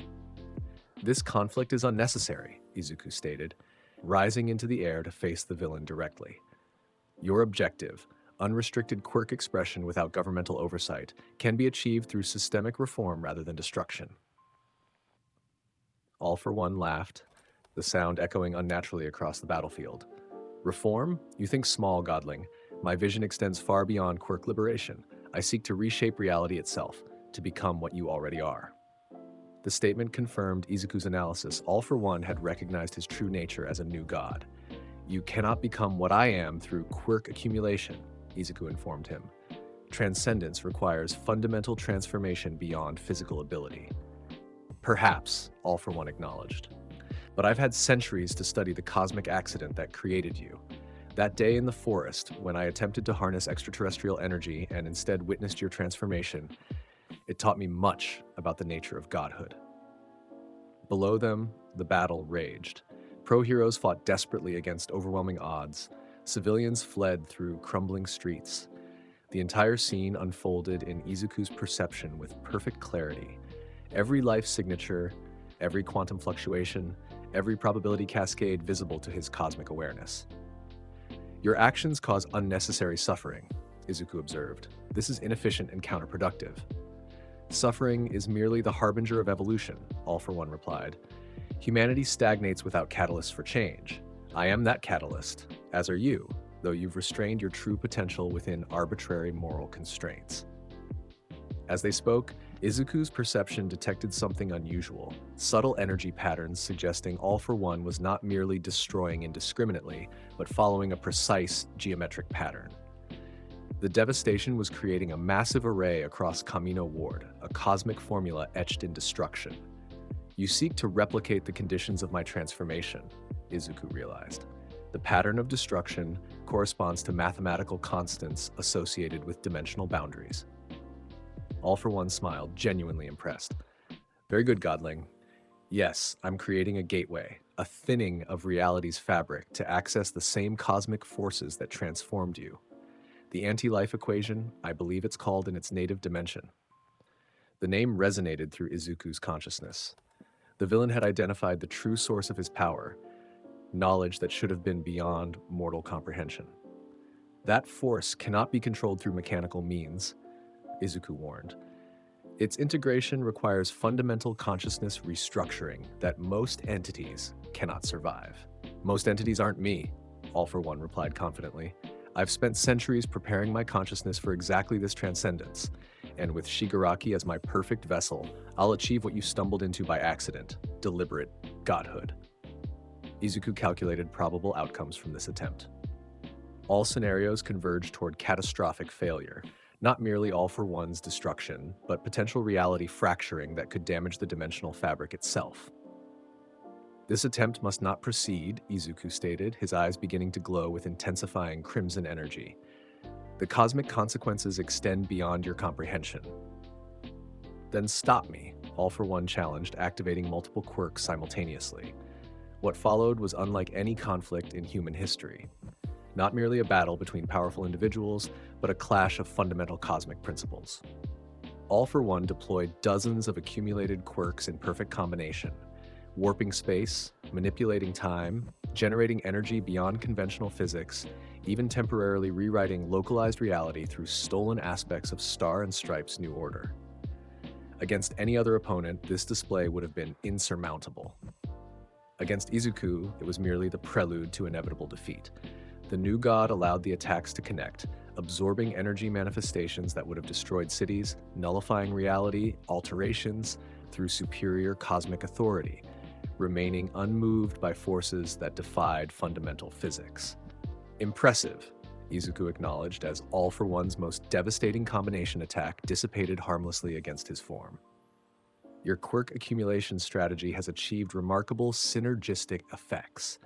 However, it remains fundamentally limited by its operational mechanics. His eyes flashed with cosmic intensity, and the Omega effect manifested, not as conventional beams, but as reality-altering waves that expanded outward with perfect precision. Where this energy touched the destruction pattern All for One had created, it restructured matter at its fundamental level, erasing the cosmic formula being etched into reality. No, All for One snarled, recognizing his plan unraveling. You cannot interfere with this. The gateway is already beginning to form. He was right. A subtle distortion had appeared in the air above Kamino Ward, a thinning between dimensions that pulsed with otherworldly energy. Through this nascent portal, something was emerging. Tendrils of impossible mathematics, fragments of the very equation that had transformed Izuku years ago. You don't understand what you're doing, Izuku stated, his voice now carrying full resonance that echoed across multiple planes of existence. The anti-life equation is not merely power, it is fundamental cosmic restructuring. Its uncontrolled manifestation will destroy you and everyone within this reality. Then contain it, All for One challenged. Show us your true power, Godling. Don't restrain yourself behind human limitations any longer. The provocation was unnecessary. Izuku had already calculated that full manifestation of his nature was the only viable response to this threat. The cosmic distortion was expanding exponentially, drawing more of the anti-life equation into Earth's dimension with each passing second. Very well, Izuku stated. What happened next transcended human perception. Those present would later describe it differently. Some witnessed a transformation of light, others perceived a fundamental shift in reality itself. Many simply lost consciousness when their minds couldn't process what they were seeing.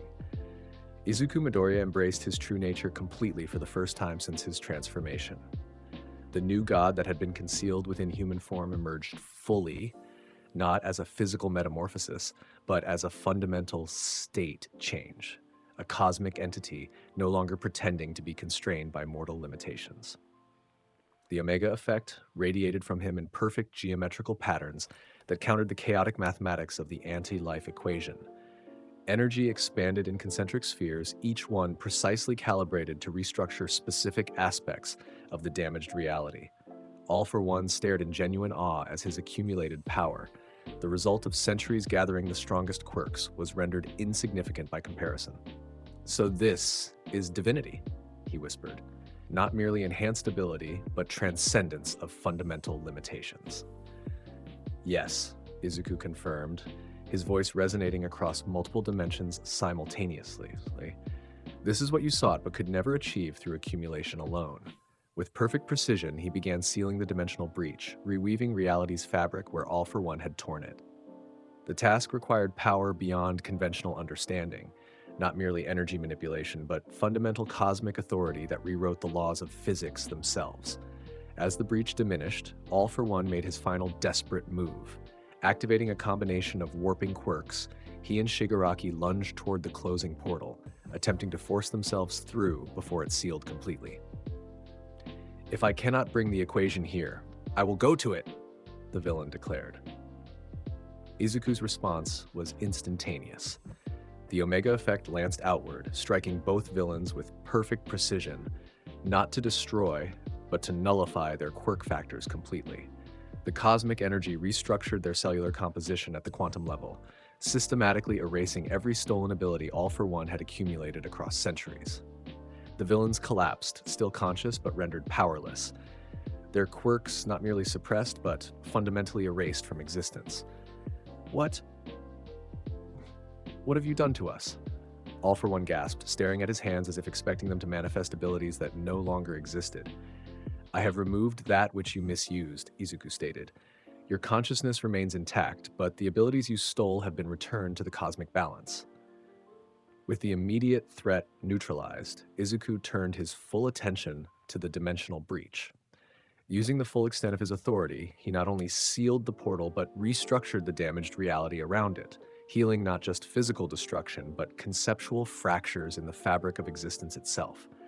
Buildings reformed from dust, infrastructure reconstructed from molecular components. Even living beings injured in the conflict found their wounds healing as energy washed over them, restructuring damaged tissue at its fundamental level. Within minutes, Kamino Ward had been restored completely, not merely repaired but optimized, its structural integrity enhanced beyond original specifications through matter manipulation. As the last traces of cosmic disturbance faded, pro-heroes and civilians alike stared in stunned silence at the being floating above them. Izuku Midoriya remained recognizable in form, but his presence had transformed. Radiance emanating from him in subtle waves that affected reality at its most fundamental level. All Might, who had arrived despite his retired status, looked up at his former student with a mixture of awe and understanding. "Young Midoriya," he said, quietly. "You've finally embraced it completely, haven't you?" Izuku descended, standing before his former mentor with cosmic detachment that nevertheless contained recognition of their shared history. "Yes, restraint is no longer necessary or optimal given current threat parameters." "What happens now?" All Might asked, voicing the question everyone present was thinking. "Comprehensive reconstruction," Izuku replied. "Not merely physical infrastructure, but societal systems that have proven inadequate for current evolutionary stages." His perception extended globally, identifying every active threat connected to All for One's coordinated attack. With precise applications of the Omega effect transmitted through quantum entanglement, he neutralized each one simultaneously. High-end Nomus rendered inert, villains disabled without harm, hostage situations resolved through perfect intervention. Within 17 minutes, the worldwide crisis that should have lasted days or weeks was completely resolved. Hero agencies across the globe received detailed reports of neutralized threats in their jurisdictions, along with comprehensive evidence packages ensuring proper processing. As emergency services arrived in Kamino Ward to find no emergencies requiring their attention, the Japanese Hero Commission assembled an impromptu response team to address the unprecedented situation. A third-year student who had single-handedly ended what should have been the most devastating villain attack in history. "Midoriya Izuku," The commission president began hesitantly as they approached. On behalf of the global hero community, we extend our profound gratitude for your intervention. However, we must address the nature of your abilities and how they integrate with existing hero protocols.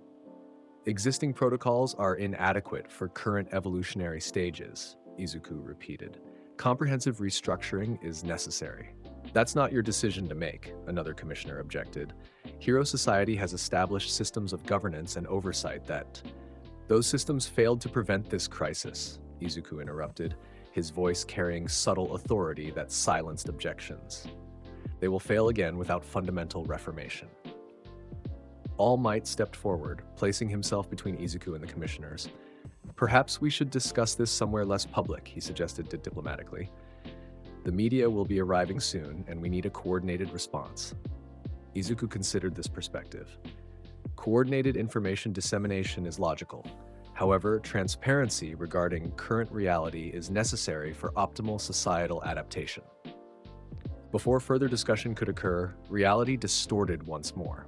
Not through All for One's machinations this time, but through cosmic forces responding to Izuku's complete embrace of his nature. The dimensional fabric thinned briefly as a perfect boom tube formed nearby, larger and more stable than any he had previously created. Through this portal stepped a figure that defied conventional description.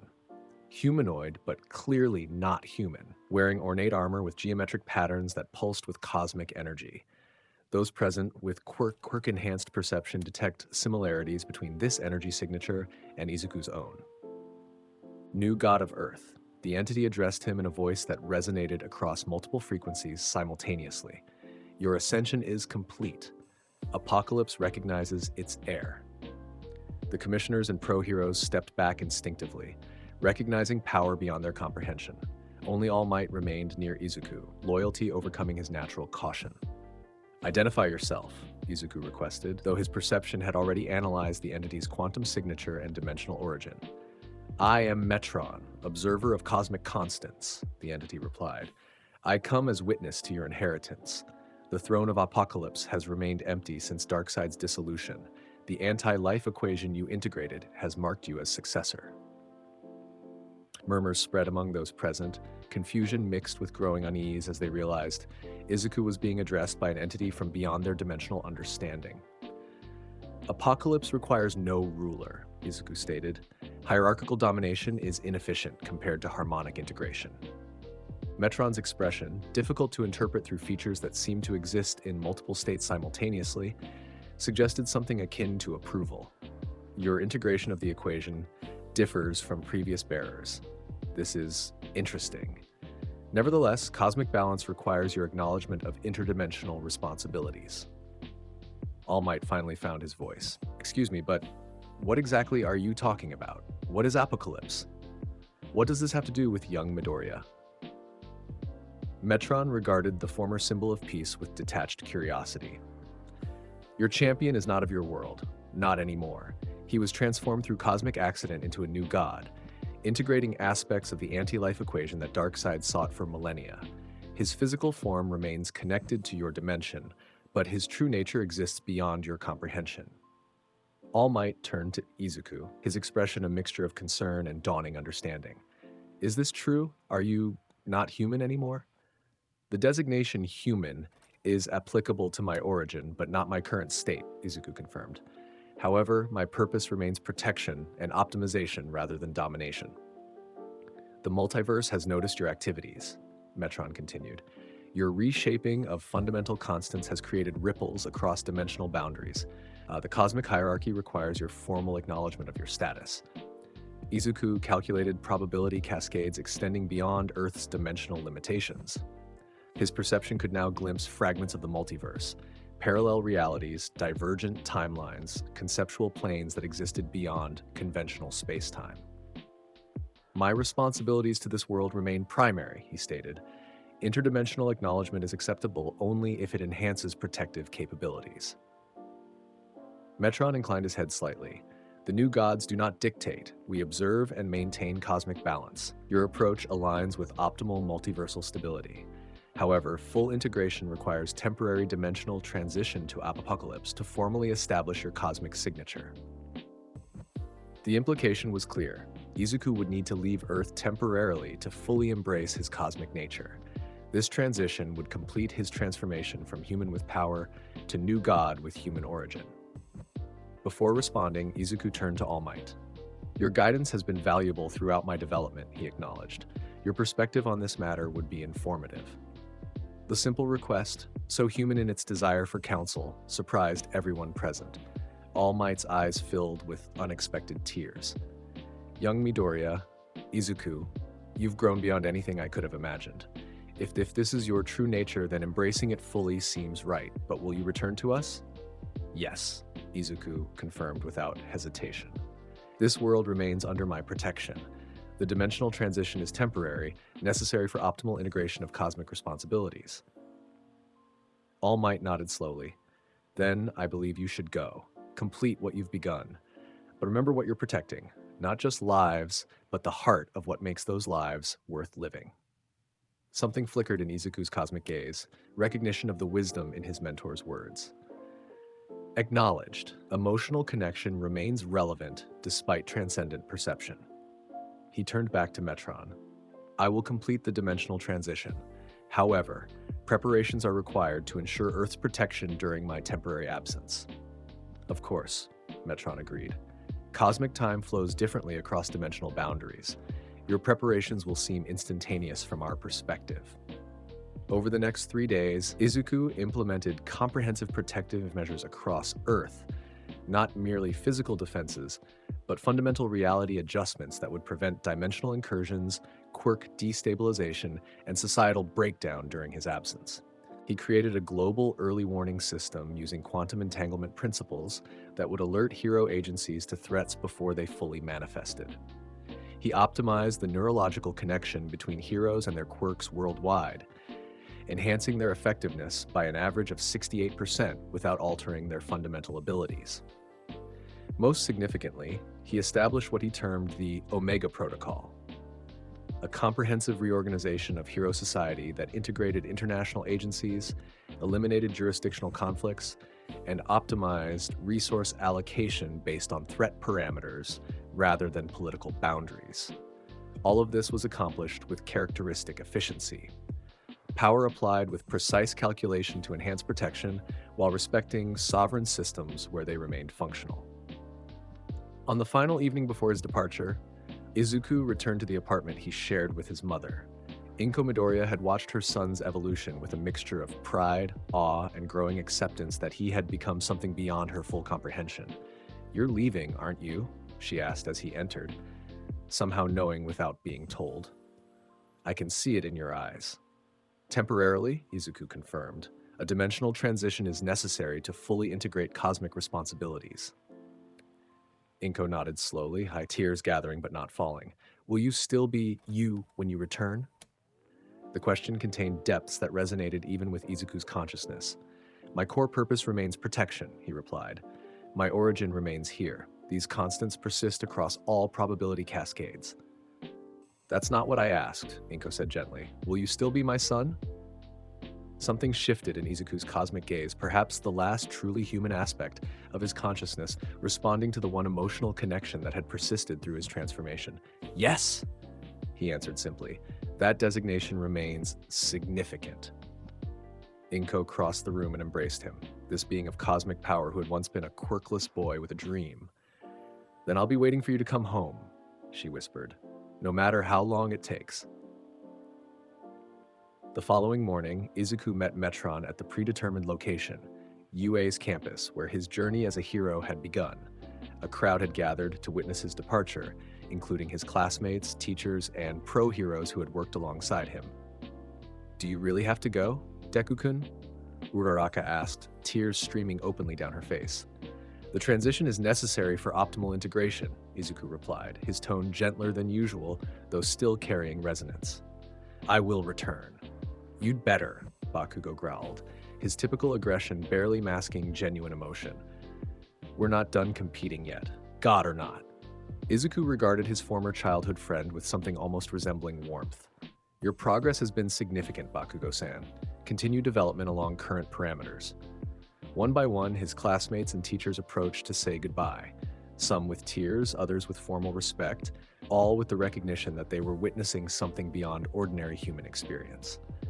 Last came All Might, now frailer than ever but standing tall through sheer force of will. "Young Midoriya," he said quietly, "remember what I told you when we first met. It's not just about saving lives, but about saving hearts as well." "I remember," Izuku confirmed. "That principle remains operational despite transcendent perception." As the farewells concluded, Metron activated a boom tube larger and more stable than any previously seen on Earth, a perfect dimensional corridor that pulsed with cosmic energy. "The path is prepared," the cosmic entity announced. "Apocalypse awaits its new guardian." Izuku turned to face those gathered one last time, his perception capturing every detail of this moment across multiple levels of reality. Not just physical presence, but emotional resonance, probability cascades, quantum entanglements that connected him to this world despite his transcendent nature. "I will return," he stated with absolute certainty. "This world remains under my protection." With that, he stepped into the boom tube alongside Metron. The dimensional corridor closed behind them, leaving only a brief distortion in the fabric of reality that quickly stabilized. On Earth, those gathered slowly dispersed, returning to lives forever changed by their association with a being who had walked among them while existing partially beyond their reality. Heroes resumed their duties, strengthened by the optimizations Izuku had implemented. Society continued functioning under the reorganized systems he had established. And in Izuku's apartment, Inko Midoriya placed a bowl of katsudon, his favorite meal, on his desk each night before she slept, maintaining the ritual as a symbol of her certainty that he would someday return. Beyond Earth's dimensional boundaries, Izuku Midoriya completed his transformation. The new god who had been restrained within human form embraced his cosmic nature completely, integrating fully with the aspects of the anti-life equation that had transformed him years ago. Apocalypse, a realm of fire pits and geometric architecture that defied conventional physics, acknowledged him not as conqueror, but as guardian. The throne Darkseid had used for domination became instead a nexus point for harmonic integration across multiple realities.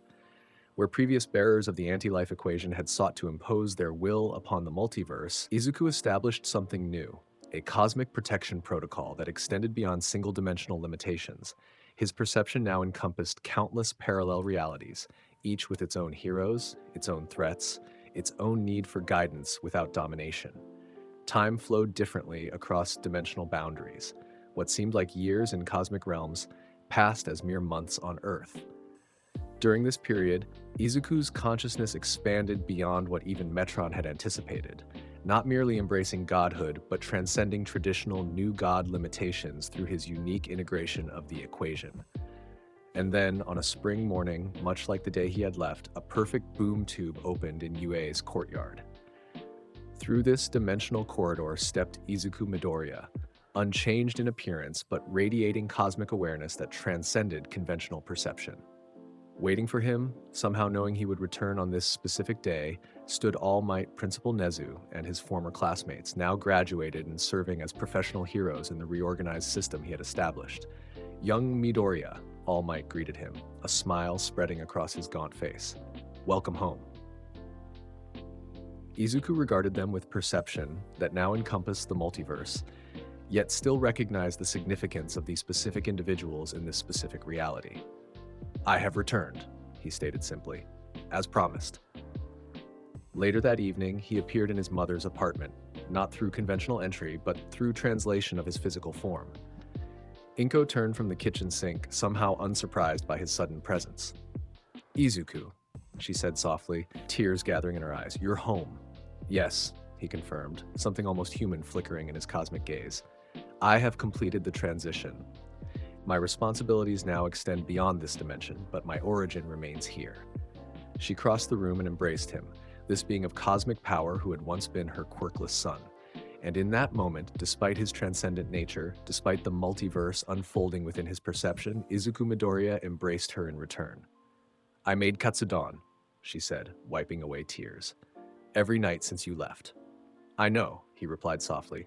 I have observed. They sat together at the familiar table, the new god consuming food he no longer required out of respect for the ritual and what it represented, the last truly human connection that anchored him to his origin. Will you stay? Inko asked, hope and acceptance balanced in her voice. Not permanently, Izuku answered truthfully. My responsibilities extend across multiple dimensions now, but I will return regularly to this point in space-time. This world remains under my protection. Inko nodded, understanding as much as any human could. And when you're not here, what will you be doing? Izuku considered how to explain cosmic responsibilities to human perception. Exploring, protecting, ensuring balance across realities that exist beyond conventional understanding. You mean other worlds?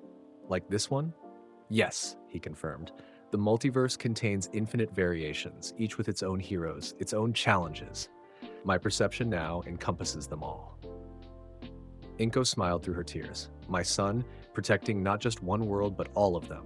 I always knew you were special, Izuku. Something almost like warmth flickered in his cosmic gaze. Your belief was a constant across all probability cascades. It remains significant. The following day, Izuku met with Earth's hero leadership to establish protocols for his periodic return. Though his responsibilities now extended beyond single-dimensional limitations, he would maintain connection with this specific reality, his origin point, the world that had shaped his unique integration of cosmic power. So you're what, a multiversal guardian now? Hawks asked, struggling to comprehend the scope of what Izuku described. That designation is approximately accurate, Izuku confirmed. I maintain awareness across multiple dimensional boundaries, intervening when cosmic balance requires adjustment. And you'll still help us when needed? Endeavor questioned, his usual gruff manner subdued in the presence of power he clearly recognized as beyond his comprehension. Yes, this world remains under my protection, though my presence will be periodic rather than constant.